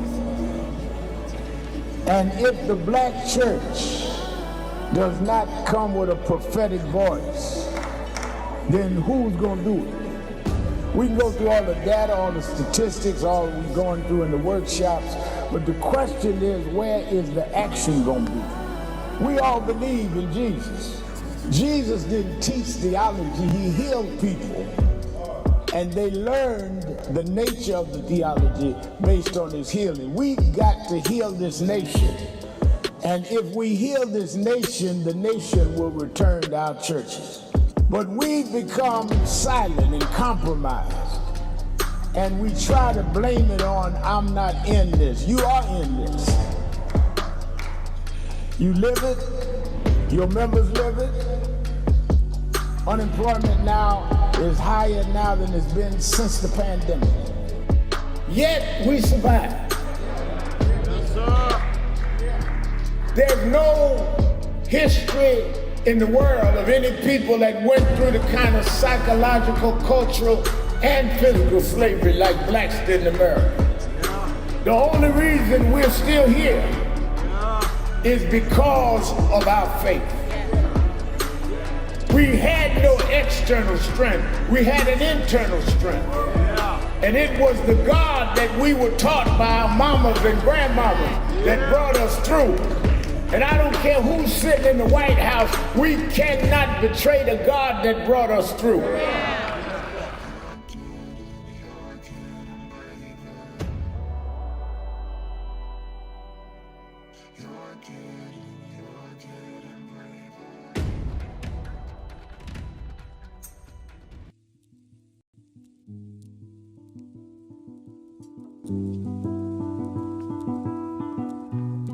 I had a thought this morning that I wanted to share with you about mentorship. I am able to do a lot of what I do because I had great mentors. But there are correct ways and incorrect ways to mentor people, in my opinion. I was mentored as a boy preacher by Bishop F.D. Washington, one of the great Pentecostal preachers of his time. Then Reverend William Jones, who became my pastor after Bishop Washington died, who was unquestionably in the top 5 black church ministers, theologians. Reverend Jesse Jackson, who I started my activism under his leadership, he and Reverend Jones. And I learned politics directly as a youth director from Shirley Chisholm.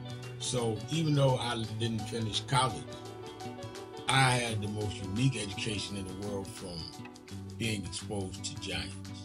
But the one thing I learned is as I grew older and people started coming younger than me and wanted me to teach and mentor them, the magic of the mentors I had is they did not want me to be their clone.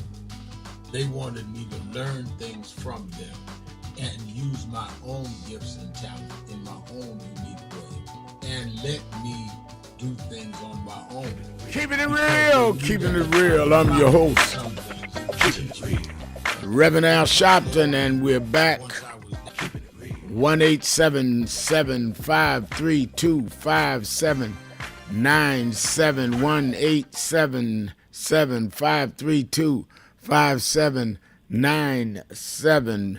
And Antoine Seawright is our co-host. On the message board, I see Mike Met. I believe I'm saying it right. Mike Met is saying Bob Law on WWRL ruled the late night talk show airwaves for years.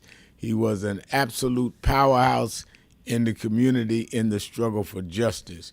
Job well done. Rest in peace and rest in power. And I share those sentiments. And I'm, even though we know that all of us got to go, it still stings us and hurts us when someone as vital and as important as Bob Law makes his departure. All right, let's go to Reggie in California. Reggie, you're keeping it real with Sharpton and C-Ray. Hey, how you doing, brother, man? First of all, salute, man. I got to give you your roses right now, my brother. Thank you. Job well done at the UN, my man. You knocked it out the park, and hats off to all the kings and queens that were there to stand up for what is right for our reparations. And Ben Crump, Attorney Ben Crump, man, they got some heat on them now. You, Crump, and we got the Pope now. I mean, I don't know where to start, but Ben Crump started a California attorney office here, and Camilla Moore, which is the Queen of Reparations of California, she was the Madam Chair of the California Reparations Task Force. At the end of the task force, we came up with an 1,100-page final report, and Ben Crump had a diamond and a nugget in his office, and he asked her, what can I say? She gave him the most important thing that we find for reparations, the 5 forms of reparations under the international law. First of all is restitution, then compensation, rehabilitation, satisfaction, and finally, guarantee of non-repetition. And he knocked it out the park with that. But I just want to say, you guys, man, you guys are making us it's been a long road for reparations in California. You know, I'm with CJAC, Coalition for the Just Act of California, and we've been fighting for these laws to get on these floors.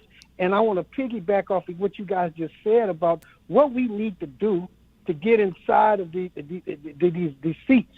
Now, I'm a co-lead of the PCT for CJAC Political Change Team. On June 2nd, we will have the votes go in, and what we're doing is we putting our candidates in seats and in office that are grassroots reparationists that will stand for what we want, what we need, and that we know that the bills got shut down, but we know that we got people that's going to push these bills. But I just want to say this, brother. Once again, man, salute, man, on this transatlantic slave trade that went down, and we got nations, and for them to take a stand on 123, I think nations took a stand. Of course, 3 went against it, U.S., Israel, and Argentina. And the ones who were absent and didn't say anything, and I like what you said, you pretty much are taking their side. So I just want to what is your take on the resolutions to achieve reparations? Where do we go from here, brother? Salute King, General Man, salute, and I yield Black Power every second of the hour. All right, thank you, Reggie. I think the next step, as I spoke at the UN on Thursday, and Ben was on the panel, Ben Crump. The next step is we spoke Wednesday. The resolution passed on Thursday. It was only 3 negative votes, as he said. Argentina, Israel, and the United States.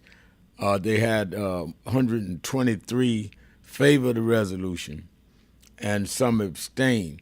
Now that it has passed the General Assembly, the strategy is the president of Ghana, who raised the resolution, wants to bring it to the World Court.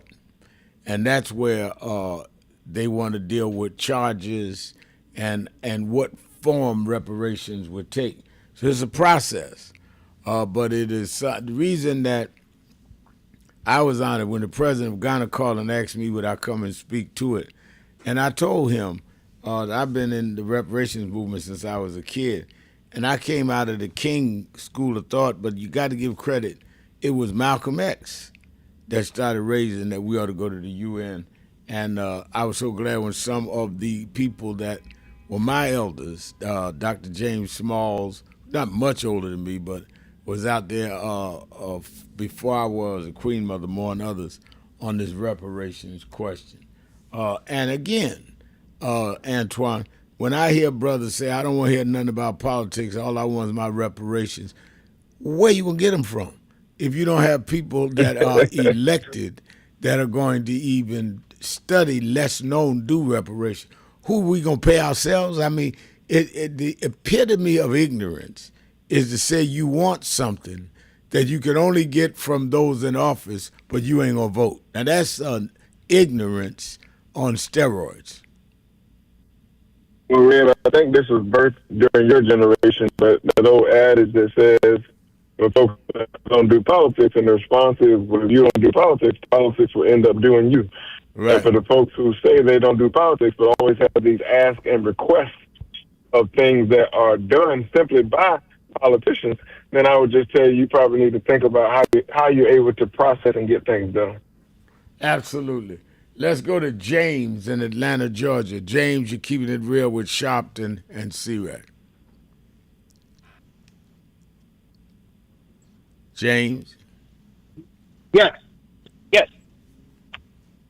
Hello? Yes, you're on the air. Oh, yeah. Hey, you know, we, the United States, have a huge credibility problem, and the whole world knows it. You know, there is no truth. Truth is lacking. Integrity is lacking. Transparency is lacking. And compassion is lacking. We look at the 3 nuclear deals that President Obama spent 2 years. He pulled together top nuclear experts. He worked with our allies on this nuclear deal for 2 years. He had top diplomacy experts. Even China and Russia was involved with that agreement. He signed off on it. You had the Iranians. They agreed to have 24/7 cameras at their facility. They allowed for inspectors to come in at any time, even American inspectors. And then the guy in the White House came in and tore up the deal.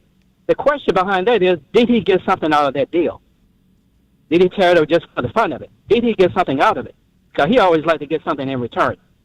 And then the second agreement last year, as they were in the middle of negotiating, they started hearing bombs go off.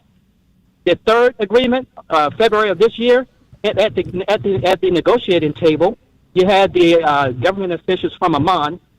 They were mediating, and they announced that we are close to a breakthrough. When he announced that almost, the bombs started going off as they were at the negotiating table. So how can any country trust any words that come out of this administration, out of our government? We have a huge credibility problem. Yeah. No, I think you're right, and thank you for your call. I think you're right. I think that the fact that you have a president and his administration talking out of both sides of their mouth, and to the point where no one in the world community can trust what he's saying, because they don't know if he's going to say something else the next day. And this, I think James said it right, credibility problem occurs to our detriment, Antoine, as a country, because we're here. And if he incites some kind of military or backlash with violence, we're the ones that's going to suffer. Well, he has a credibility problem because he was not a credible candidate for president. And also, he has a credibility problem because he and his administration in its entirety have no interest in having a relationship with the truth. When it comes to foreign affairs, we're talking about a person who's only read the security briefing 17 times, according to the New York Times or Washington Post, since he's been in office this last time. And we knew from the first iteration of his presidency that he did not read the daily security briefings. And for the people who said that Biden was too old, we never seen any reporting about Joe Biden missing national security briefings, number one. Number two, Donald Trump has always been about enriching the Trump criminal enterprise, if you will. Think about the billions of dollars his family has made since he's been in office. His son-in-law, Jared, continues to woo world leaders by way of a fund. As we're in the middle of this war, he simply attacked countries for their oil reserves and their minerals. And I think this Iraq war, somehow or another, we will find out later, will tie back to that. At the same period of time, it's also serving as a distraction from the real domestic issues at home, which he has no credibility on because they have not found credible ways to deal with the crisis they have, one, created, or two, they promised to fix. Now, is that also in line with the fact that we're looking at a president that has, in many ways, sent mixed signals, even on this whole question of our TSA workers? Now he comes with that he will do an executive order and get them paid. We don't know if that's back pay. We don't know what form of pay. We'll get them paid. Well, Antoine, couldn't he have done that 3 weeks ago? I mean, why does he put people through all this suffering? What is his point? Well, Rev, not only could he have done it 3 weeks ago, we did not even have to be into this posture when it comes to this temporary government shutdown, partial government shutdown. ICE had a $70 billion operating fund, right. $70 billion operating slush fund by way of the big ugly bill. Seven plus times Democrats offered a clean resolution to say, let's fund FEMA, let's fund the Coast Guard, let's fund TSA while we deal with future ICE funding, because ICE already had an operating budget. And the money that the TSA workers needed to be able to operate, the administration refused to do it. So when people say that both sides got a problem, no, the Republican Party has a problem because they refuse to do it. They rather pay ICE agents to sit behind unpaid TSA agents to send a message. There it is. Let's take a quick break. We'll be right back. 1-877-532-5797. 1-877-532-5797. Shopton, see right. Keeping it real. Be right back.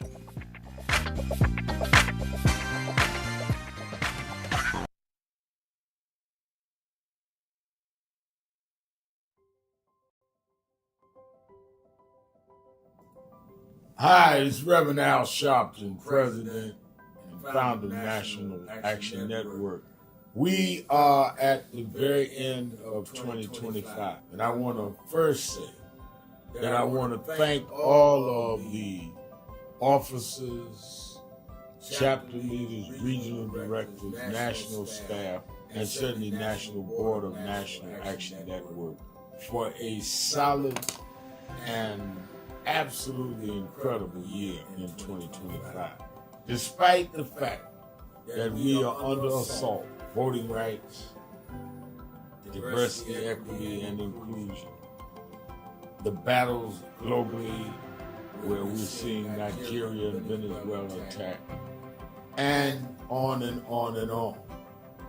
We have been steadfast as an activist organization in the tradition of Dr. King. We started the year with a national call that thousands responded to and we were in Washington on our side of town while Trump was being inaugurated on the other side of town. And we made a pledge. We told people to lift their hand and make the pledge. And we kept that pledge to work all year to keep the dream alive. And that led into when Trump went after DEI. We supported some that were boycotting, and we started boycotting, something that had never happened. We said we're going to go buy from those that have committed to keep DEI, and went in several cities around Costco's and shopped. We've now bought stock in other companies. We're going to shareholder meeting and demand they continue DEI.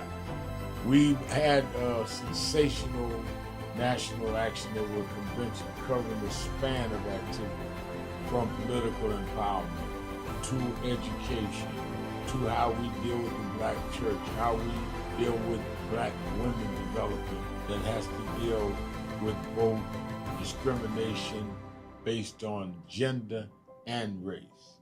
And of course, we came to Wall Street by the thousands and marched in late summer on the anniversary of the March on Washington.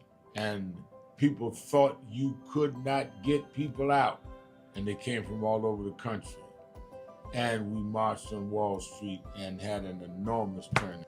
The only mass black march, black-led march this year. We had a lot of protests, a lot of marches. I salute all No Kings marches and all. But the black organization march, it welcomed everybody. We had white, black, everybody there. It was our march on Wall Street in August. And then our Triumph Award and on into our fall agenda of organizing, mobilizing. We've expanded. We've started chapters in about 12 new cities. So I am proud of what we've done this year, but it's only the beginning, because our very rights are under attack, and they're not even being quiet about it. They want to revoke the Voting Rights Act. Section 2 may fall with this bill. They want to end the Civil Rights Act of 64. That's what the end of DEI is about. So let us be more alert and active than ever. History will decide whether the civil rights gains of the 50s and 60s died in the 2020s. That's on your watch and mine. So if we've got to march, we have to protest, we have to lobby, we have to rally, whatever we need to do, we need to put our shoulder to the wheel more than ever.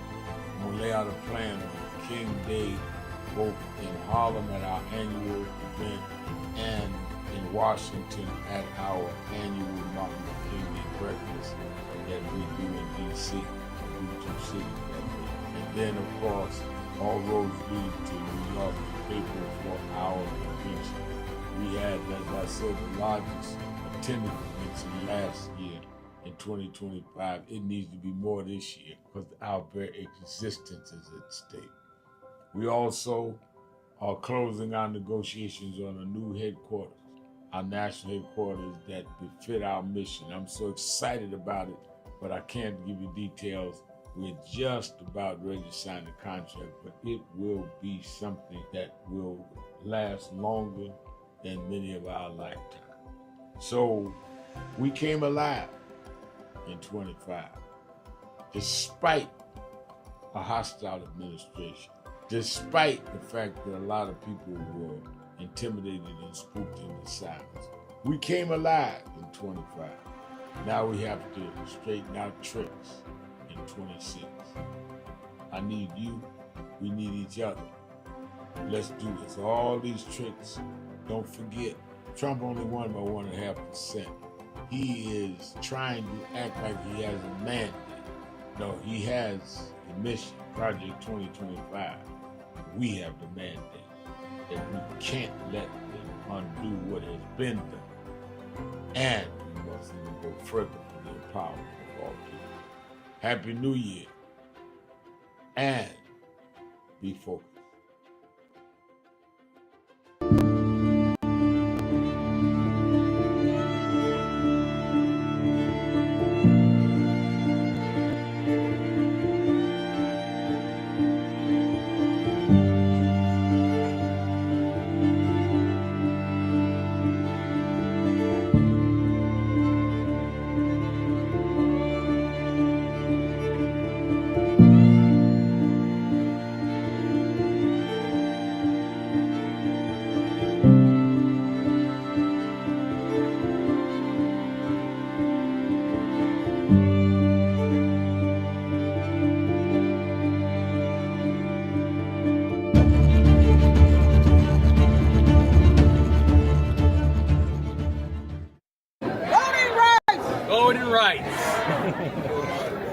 Everyone look here. Say it again, Miss Pearl. Voting rights. Voting rights.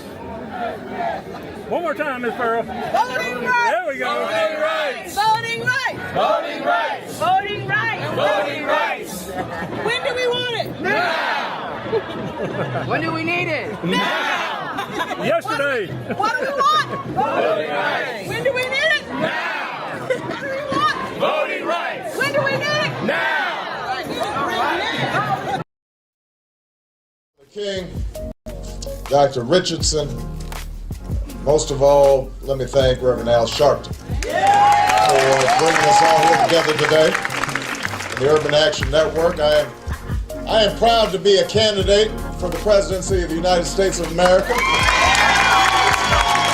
but I am mindful that I wouldn't be here if it had not been for Reverend Al Sharpton running for president, and Carol Moseley Brown running for president, and Jesse Jackson running for president, and Shirley Chisholm running for president.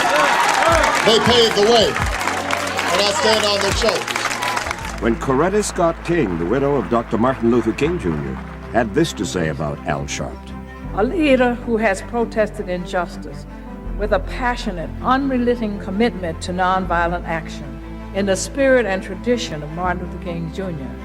And I am talking about your leader, our leader, the Reverend Al Sharpton. I celebrate the day you were born. You have been, over all of your years, such an extraordinary leader. You are a voice of truth, a voice of conscience, a voice of practicality around what we must address and what we can do. Thank you, Rev. Thanks for that introduction. Look, we've known each other for a long time. I'm grateful not only for your leadership and partnership, but quite frankly, more importantly, for your friendship. And thanks to all of you, members of our nation's most important civil rights organization. For over 3 decades, the National Action Network has stood on the front lines for our communities, fighting for justice, lifting up the voiceless, and showing up where it matters most. Presidents, world leaders, and global changemakers have all testified to Reverend Al Sharpton's impact and National Action Network legacy of good trouble in the fight for equality. This holiday season, our commitment grows even stronger. We're expanding food distributions, toy drives, and direct support for families who need us now more than ever. Stop right now and join the movement.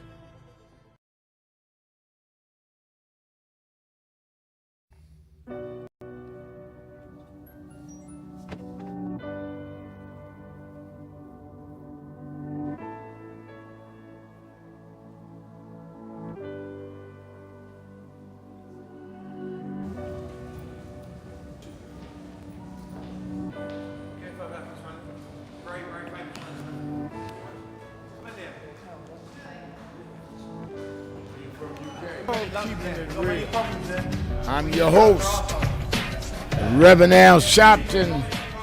Antoine Seawright is our co-host. And let me remind you, a week from Wednesday is the National Action Network's National Convention here in New York. Sessions are free. It will start Wednesday, April 8th.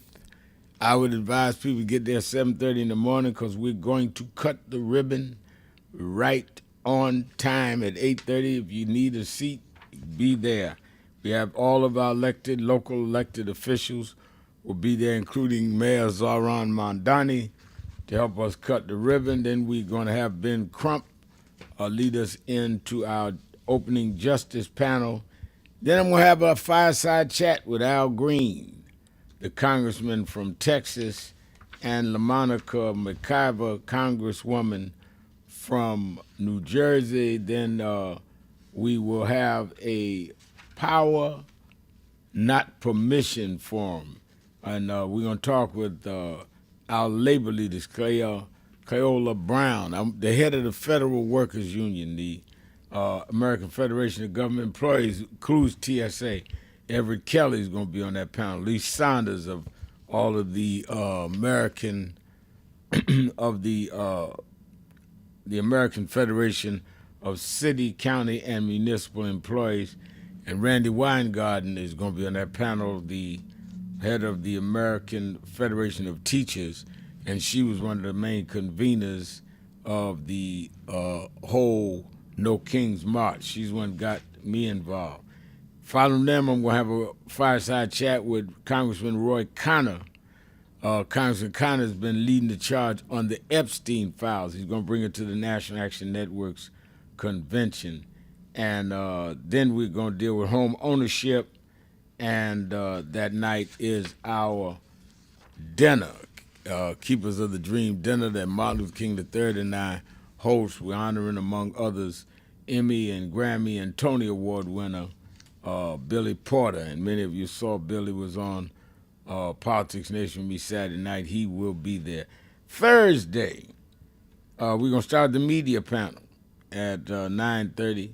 And Rachel Nordling is handling that. Ashley Allison, who's a publisher of The Root, is going to be on that panel. Jonathan Capehart of MS Now's The Weekend will be on that panel. Dr. Benjamin Chavis of the National Newspapers Publishers Association will be there. Don Lemon of Don Lemon Show.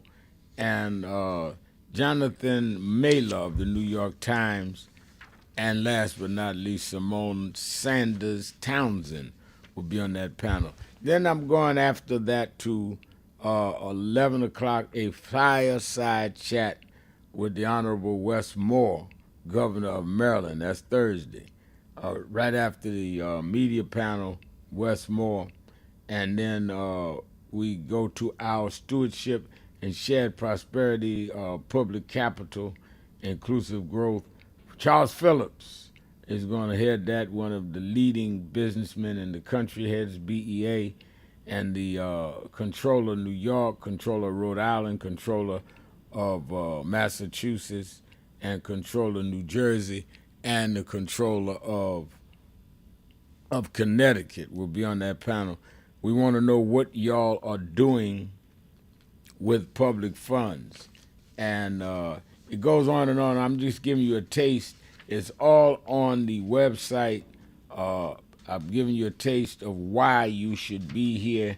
Those that have signed up, you that have not signed up, I'm cutting off at 10,000. We're already close to 10,000. But Ayanna Pressley will be there on Friday. Kamala Harris, former vice president, will be keynoting. It's going to be a historic conference to kick off other conferences that will happen this year.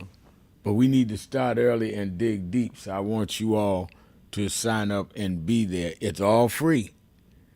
I sold the advertising. I got what I had to get from black businesses. I just want you to be there and come ready to listen, raise the questions you want in the workshops, and leave with instructions on what we're going to do. Not just that we had a great gathering, but gathering toward what? Someone asked on our message board, now the march is over, no kings, now what? Now what is organized in your area? Make sure everyone is registered to vote. Make sure you know how to come get them to vote. Make sure they join some local organization. Let them join National Action Network, NAACP, whatever works in your community. Consistency, the follow-ups. That's why we have the conventions, the follow-ups. All right, let's go back to the phones, Antoine. Let's go to Susan in Houston, Texas. Susan. Hi, Reverend Al. Uncle Al in my mind. Nobody can take that from me. Thank you so much for taking the call. I did see the participants, 8 million participants worldwide in the No Kings march yesterday, from not only Houston, where I am, to France, London, where you were leading the pack. And I appreciate all of your hard work and dedication. I'm actually an HBCU graduate. Oh. I've participated in, yes, sir. I've participated in marches. I vote. I think it's weird if anybody around me doesn't vote. But Uncle Al, I just want to sit down with you in my mind and just really get your opinion and ask you a question, or if anybody can help me understand. And this is not just a rhetorical statement, but I'd really like to know, after the No Kings and we see the masses of people marching and protesting across the country several months ago, a large Mexican community here in Houston, they were marching as well for the wrongdoings. But I'd really like to know if somebody can educate me. After we do all the No Kings and the marches and whatnot, and I understand Montgomery, Alabama and whatnot, but the No Kings and what's going on, what really happens? What are the next steps when we've voted, and we have a 34-count convicted criminal who was actually ran for office, voted for, won office for whatever reason or however he got in, and there's just destruction all over this country. I don't recognize it anymore, and I'm a 60s baby. So I've been brought up to just really honor you, honor your legacy, everything you've done. But when you get a slap in the face from a statement from the White House mocking everything that occurred over the weekend, and they're putting out statements blaming media and reporters, it's like they're looking at this and just going on to their caviar and eating their food and whatever. So can someone educate me on? No, you have a great question. Thank you for your call, Susan. Yes, let me answer it, and I'd like Antoine to weigh in. Marches, and I've been marching all my life. Marches are not designed or organized to solve a problem. Marches are organized to expose a problem, so that people in power will have to deal with a problem. So the Montgomery boycott you mentioned in 55 didn't change the law. It changed the atmosphere and climate to where the laws had to be addressed differently. Without the drama of the boycott and the march, the legislators would have never done the 64 Civil Rights Act. Without the drama of Selma, Alabama, and beatings and bloody beatings on the Edmund Pettus Bridge, we'd have never got the Voting Rights Act. So what happens now when you see 8 million people all over the world marching over the weekend on No Kings, now that must translate into a political movement to put people in to legislate what we've done with our legs on Saturday, which is why the National Action Network Convention becomes important, where we get in workshops. Yeah, we can hear some of the speeches from the well-known people, but we also get in workshops and say, this is what we need to do. We got people coming from all over the country. We have 138 chapters, most of them bringing people. I've read one saying, I think Memphis is bringing 20 people, so that we go back in those communities. Because if we don't turn out in November, then all of it is for naught. Now, let's remember that this president has plans to try and neutralize our votes. He's already put it out there with this SAVE Act, saying that he don't want people to be able to vote unless they have a passport or a birth certificate. He doesn't even want a driver's license. So we got to come with such numbers to make sure that does not happen, and that there not be impediments. So, yes, you raised the right question. What happens after the march? We happen. We have to follow the momentum. The march is to put the issue out front. The march is to dramatize it. Now we see there's a lot of support with us. Now let's organize in our particular silos, homes, and wherever we engage other people. I'm going to get Antoine to answer that as well, but let me take the break and let him answer on the other side of the break. We'll be right back. More of you on the phone after Antoine's response. 1-877-532 5797 Shopton. Be right back.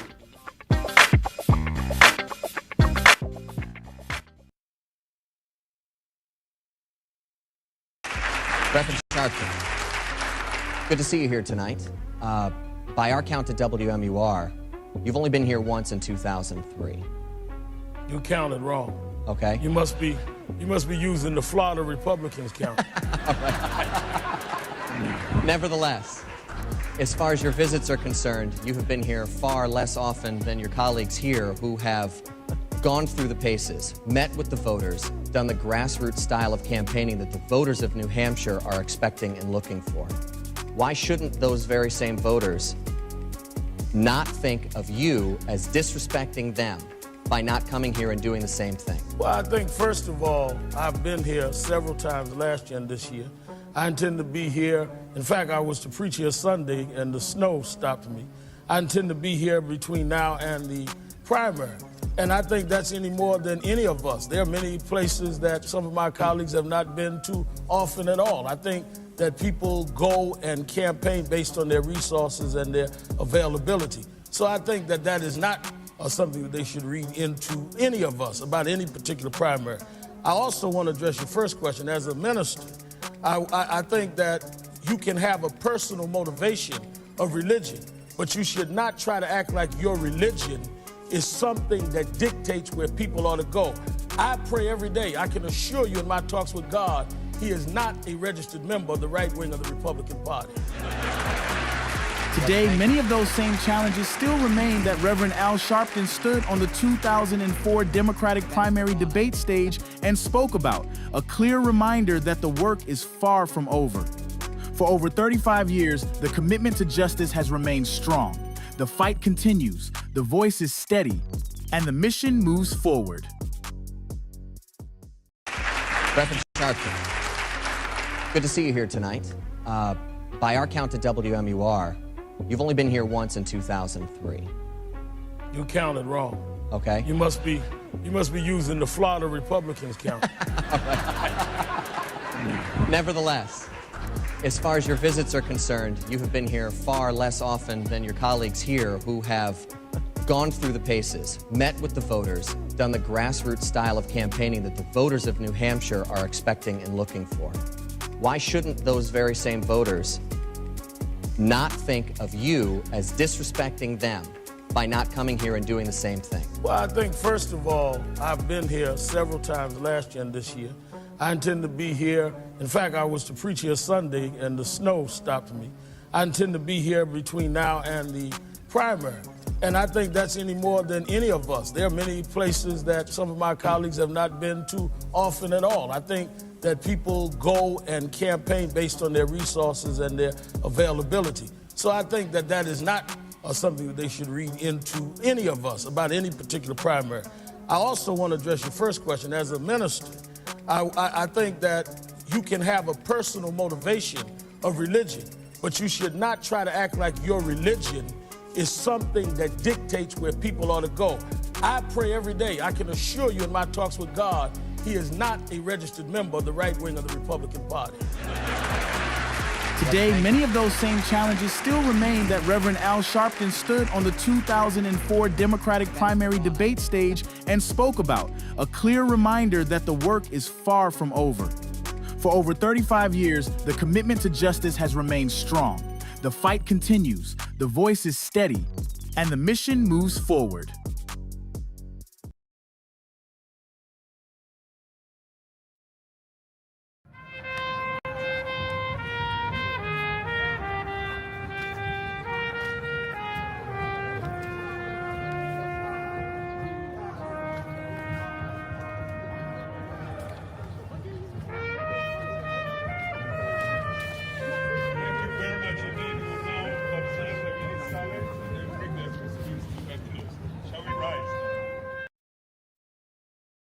That I want to end.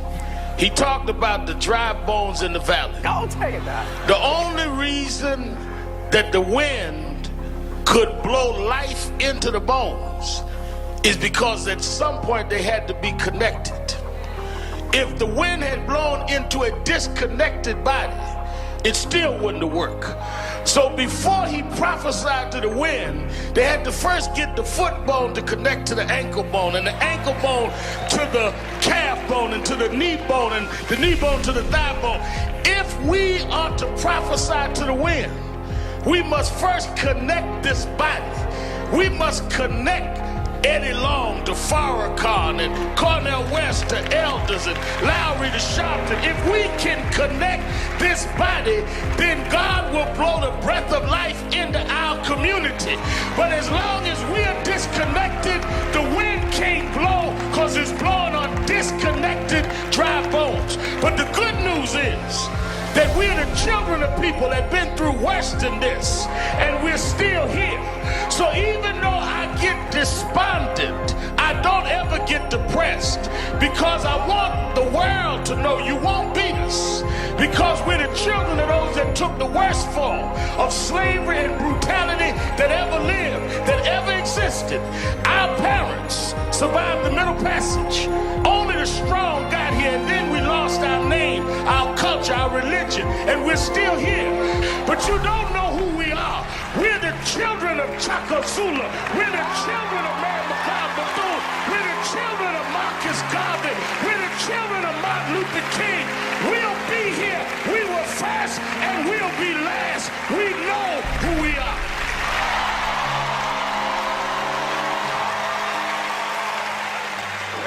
Tony Wafer, Los Angeles chapter, National Action Network. She just came in here to New York a couple days ago, had to stop by the House of Justice, and I sure enough found some justice, so I know I can leave here feeling like I got peace.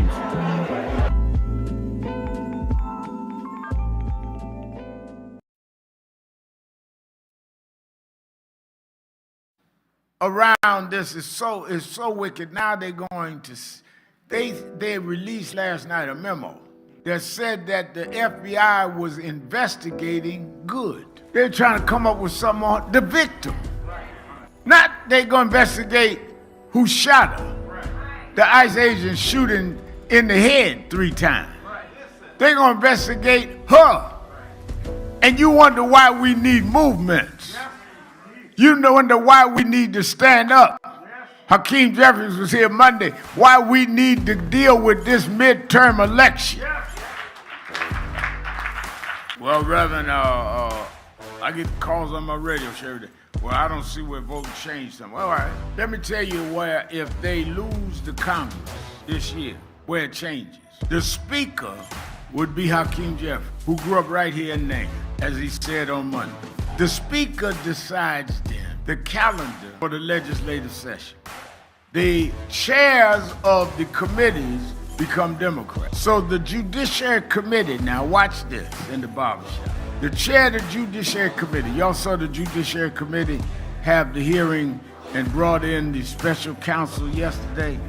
Well, the chair this time, if the Democrats win, would be a Democrat who could then subpoena the Attorney General Bondi, all of the folks that were involved in January 6th. They can subpoena the vice for all of them because you've got the power of the gavel. Wonder why nobody has asked Pence how he felt running for his life January 6th. Well, if you get the Judiciary Committee, you can subpoena Pence. This is a defining moment. As our world faces urgent challenges, the movement comes together. National Action Network's 35th anniversary and convention, April 8th through the 11th. Leaders, activists, and community voices united for justice and change. The moment is now.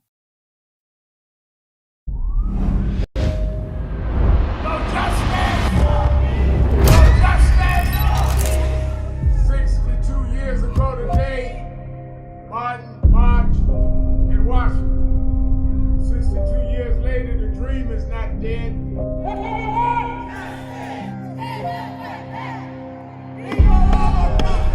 I'm here because I must be here.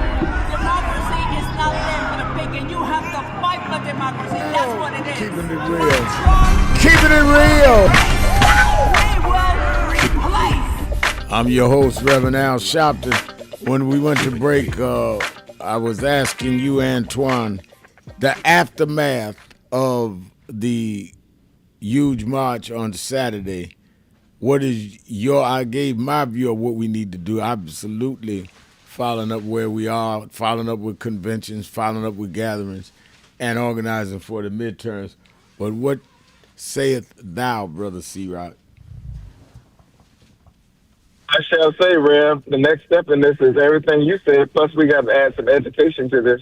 We've got to keep reminding folks of the damage, the generational damage this administration has done and what they will continue to do between now and November. And then we've got to tell folks what their vote, the currency in their vote, and what their vote will get them. And so education is a critical piece of this. You know, the root word in legislate or legislator is leg. So we're doing it right with the leg part on the ground, boots on the ground, this weekend, and other examples of those who are organizing. And the next step in that is the follow-up and the follow-through, and that's at the ballot box. Because we can organize from here until the end of time, but if we don't follow up with the vote, then the organizing beforehand does not matter. I think Rob Bass said it best in the 80s. It takes two to make the thing go right. We've got to organize, and then we've got to follow up with our vote. Now, and I think that is absolutely imperative. I think also we need to deal with the private sector in a serious way, not just some performative stuff, and engage these companies, saying to them, that's why voting is important, that y'all can sit up here and play games all you want on DEI. If we take back the Congress, and Maxine Waters is over the Committee with Commerce, and Hakeem is the Speaker, we can bring you in front of Congress and ask, how are y'all taking federal contracts and getting other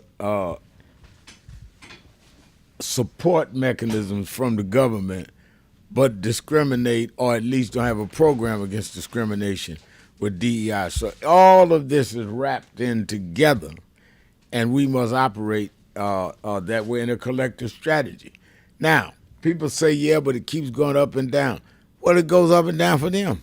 Don't forget, they formed the Tea Party that turned into the Birther movement, that turned into MAGA. They didn't just do this all at one time. They developed and stuck with a process. And we want to go to one march, throw up our fist one time in the air, and think the whole world's supposed to change. It is whether we stick to it or not.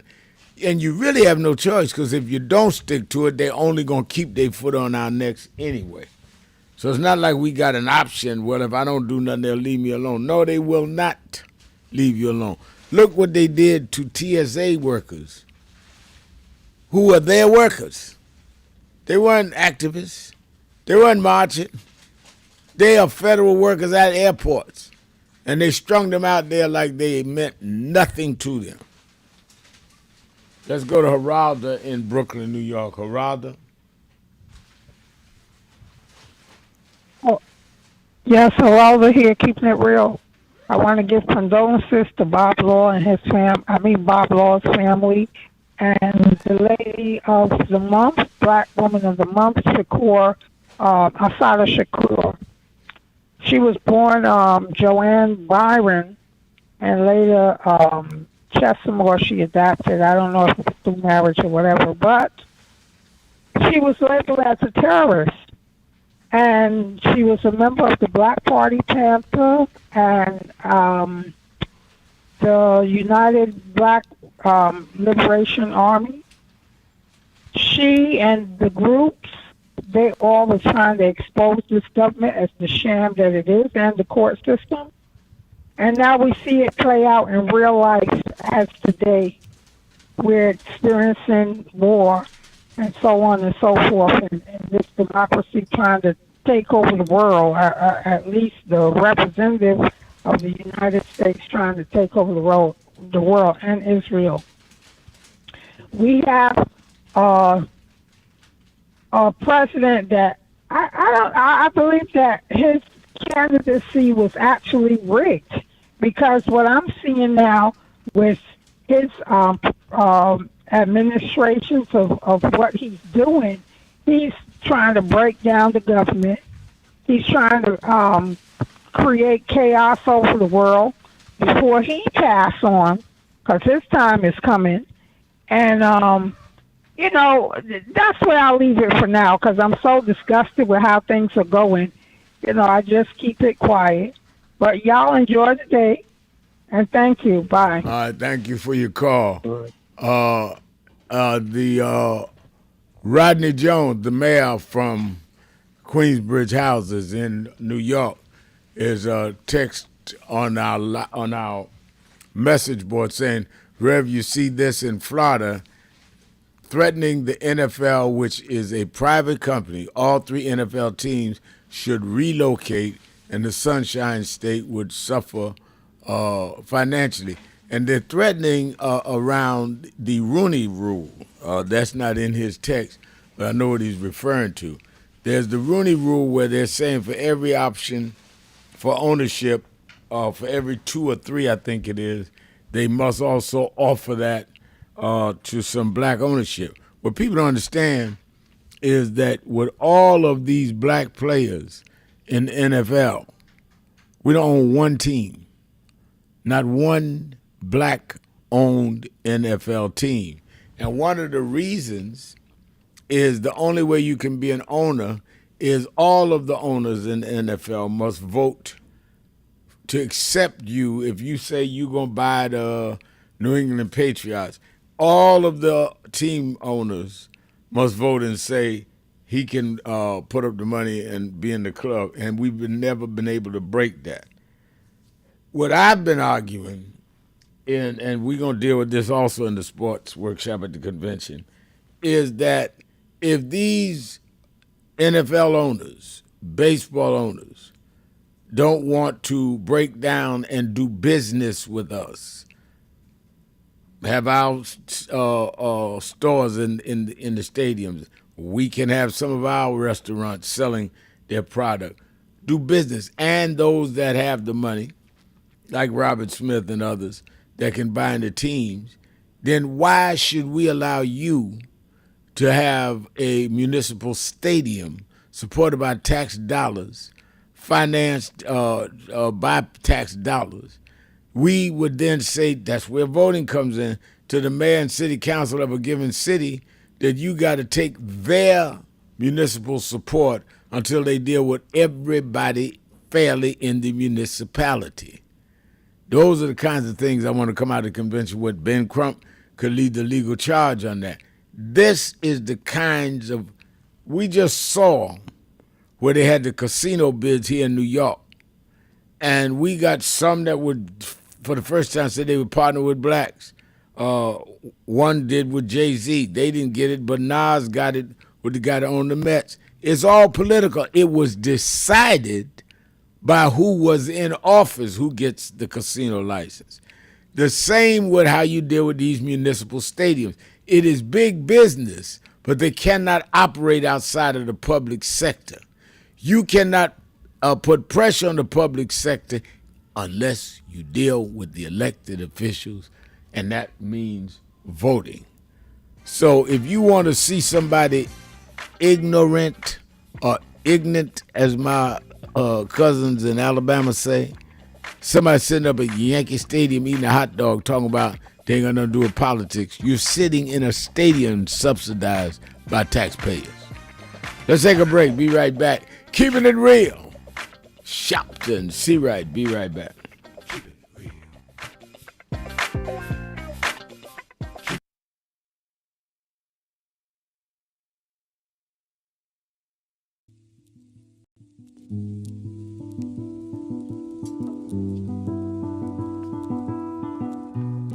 I had a thought this morning that I wanted to share with you about mentorship. I am able to do a lot of what I do because I had great mentors, but there are correct ways and incorrect ways to mentor people, in my opinion. I was mentored as a boy preacher by Bishop F.D. Washington, one of the great Pentecostal preachers of his time. Then Reverend William Jones became my pastor after Bishop Washington died, who was unquestionably in the top 5 black church ministers, theologians. Reverend Jesse Jackson, who I started my activism under his leadership, he and Reverend Jones. And I learned politics directly as a youth director from Shirley Chisholm. So even though I didn't finish college, I had the most unique education in the world from being exposed to giants. But the one thing I learned is as I grew older and people started coming younger than me and wanted me to teach and mentor them, the magic of the mentors I had is they did not want me to be their clone. They wanted me to learn things from them and use my own gifts and talents in my own unique way and let me do things on my own, because they knew that if I flopped in some things, it would teach me for the other things. They'll come and help me once I was down, but they were not going to have me avoid being down. And they were not going to impose themselves on me. Why am I saying that? Because too many mentors want clones, and too many mentees want their mentors to put them on a pedestal. Oh, so-and-so didn't do this for me. Oh, so-and-so didn't open doors for me. If they got to open doors for you, it may mean that they knew you weren't ready to go through those doors. Their job is to prepare you. Your job is to develop your own skills, your own unique ways. And I don't care if it's my daughters, who both have come into their own, or anyone else. I'm not a talent agent. I did not form National Action Network to give people their step up. I formed it to fight for justice for everybody. If talented people get in, it's my job to invest and give them a platform. It's their job to get on the platform and perform and show their ability. Sitting with me today in the office as I talk about is one of my mentees, Reverend Stephen Marshall. Now, Stephen, you just came around us when you were how old? 11 years old. 11 years old. You just turned 40 and now you're called to the ministry? Yes, sir. And what do you do in National Action Network? I help formulate policies, lead in various regions, but most importantly, I senior advisor to you on all things from social justice strategies, politics, intergovernmental affairs, you name it, community organizing, all of that stuff. And I could go through scores of others. My daughters started Huddle. They got Huddles now, which is for young people to meet once a week all over the country. I just saw the video from the Las Vegas National Action Network chapter. Now, when you decided to preach, did I ever tell you to become a preacher? Not one time. Who called you to preach? The Lord. All right. And did I say go to this school or that school? No, sir. Did I open this door, that door? Did I tell you be ready when the doors open? Always be ready and prepared. And that's what I'm saying. Get you some young people than you that you can help along the way. But don't be their talent agent. Their talent must speak for themselves. And anybody that grumbles with you about so-and-so didn't do something for them, maybe it's because they didn't feel you were ready, or that they felt if they did it, you wouldn't do it on your own. But we all don't live forever. I want the next generation to speak of me, of National Action Network, and others, the way I speak of Reverend Jones and Bishop Washington and Shirley Chisholm and Reverend Jackson. But I just don't want young people to feel that somebody ought to give them the reins of leadership or give them the reins of business or whatever it is you're in. You need to learn from their journey, get the pearls of wisdom from them, but don't have them do for you, because then it means you can't do it for yourself.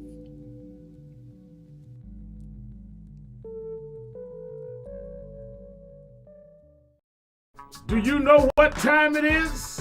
It's Al Sharpton time. It's time to put aside all pretenses, deception, denial, or fronting. The time has come to keep it real on Keeping It Real with Reverend Al Sharpton. You need to keep it real with Reverend Al Sharpton right here on Uber TV. Reverend Al Sharpton, and we're back.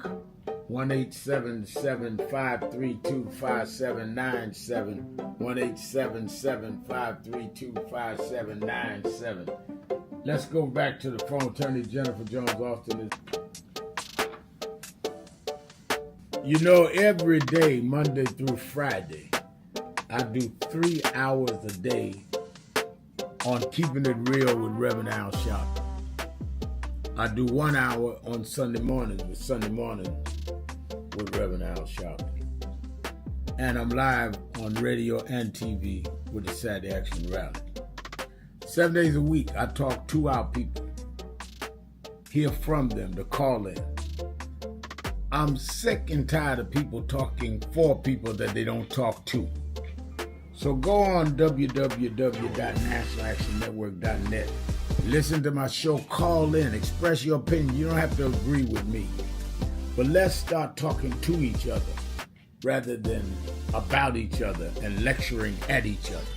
Let's keep it real with Sharpton.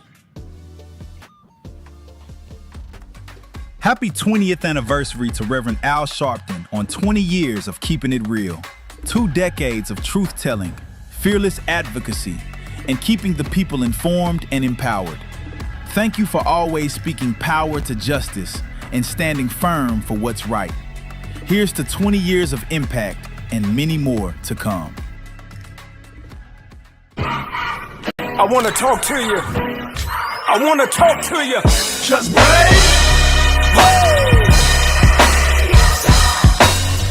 I believe that. Good morning, everybody. I hope the coffee has kicked in by now. I want to start by thanking your leader, the Reverend Al Sharpton, and everyone at the National Action Network for 35 years of standing up for civil rights and opportunity for everyone. And I couldn't be more grateful for the way that you have blessed the lives of so many, including mine. As we look today on Keeping It Real, I'm your host, Reverend Al Sharpton, and we're back.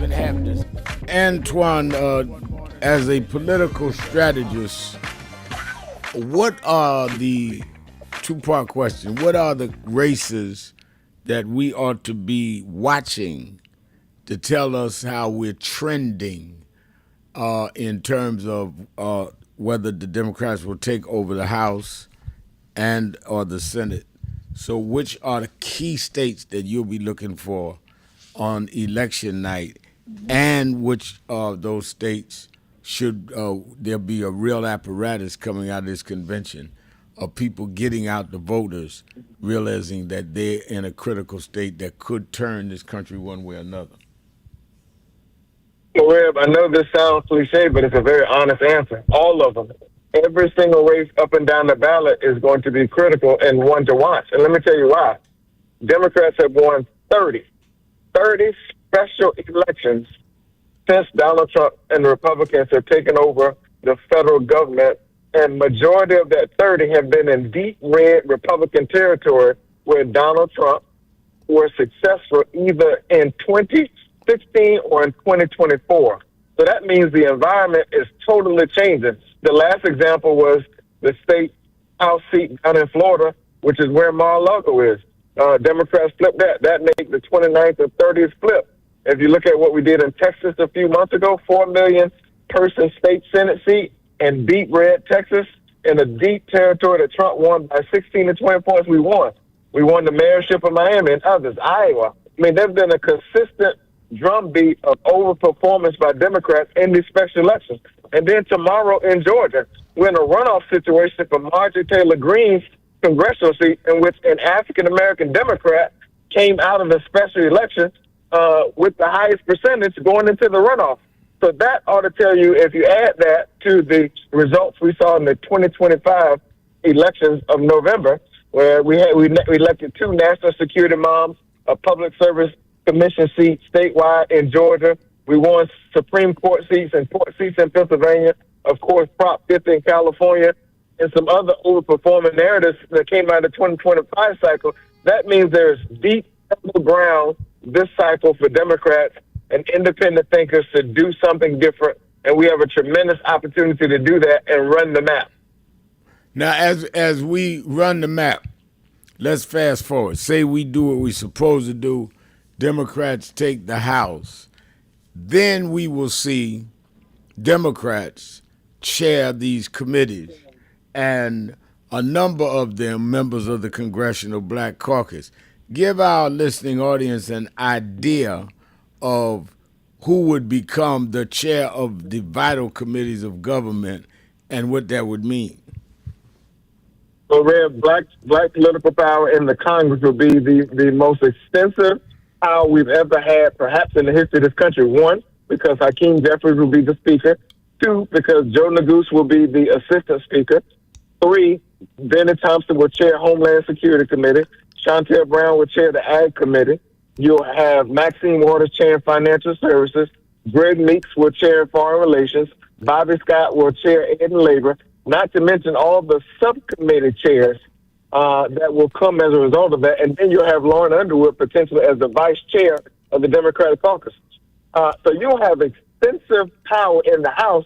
And then if we're fortunate enough to win the Senate, you'll have Cory Booker potentially chairing the Ag Committee, which will be powerful by itself. Warnock will get a bump in his committee assignments. You'll have 4 black women, or you have Lisa Blunt Rochester, Angela Alsabrook, and young lady, the Lieutenant Governor, Juliana Stratton, who was the Lieutenant Governor of Illinois, will be in the Senate together. We have 3 black women in the Senate. That is political power that we've never seen before in this country if we do our little black jobs and others do their jobs come November. And so that means legislation that impacts our community, we will at least get to move it through the political process. And then, quite frankly, Red, we'll get a chance to cut the legislative presidency of Donald Trump in half and force him to not only negotiate with Democrats, but have to negotiate with African Americans at that negotiating table.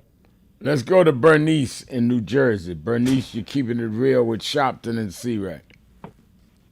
Yes, hi. Good afternoon, Reverend Al. Good afternoon. And Mr. Seawright.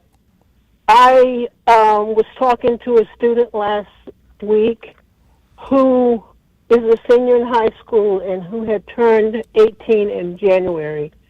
He knew nothing at all about voting. And I asked him if the school is doing anything, and he said no. So my question is, what are we going to do about this group?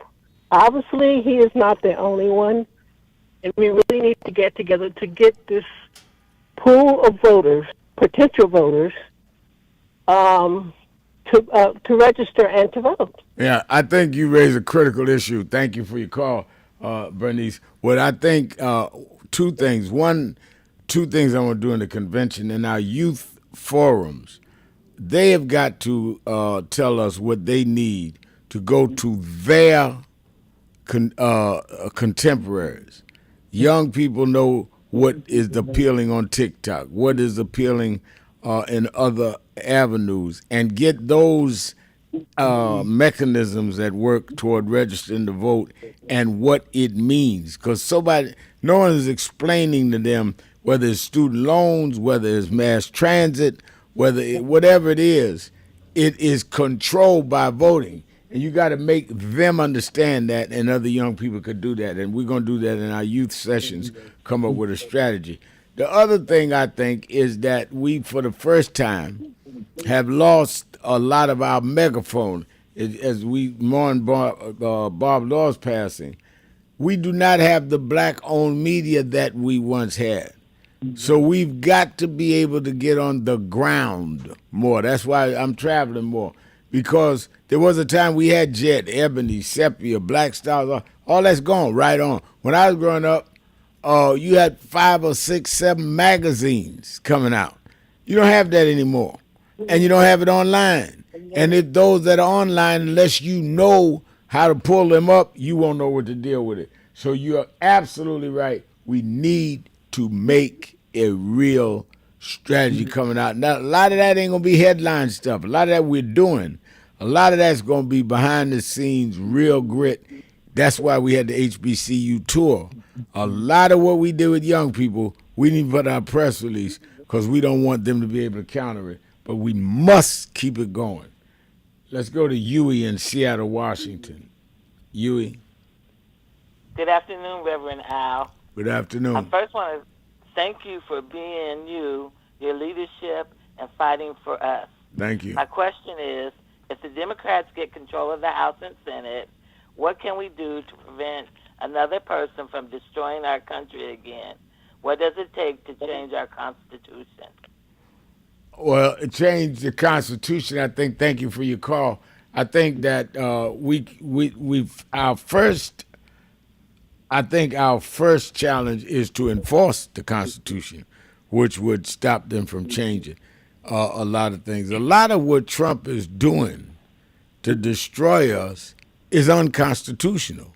But they're not enforcing the Constitution because he has the Supreme Court, he has the Senate, he has the House. So there's no check and balance. So the first thing we need to do is change the imbalance, the check and balances in this present time. Let me go to Ira in Washington, D.C. Ira.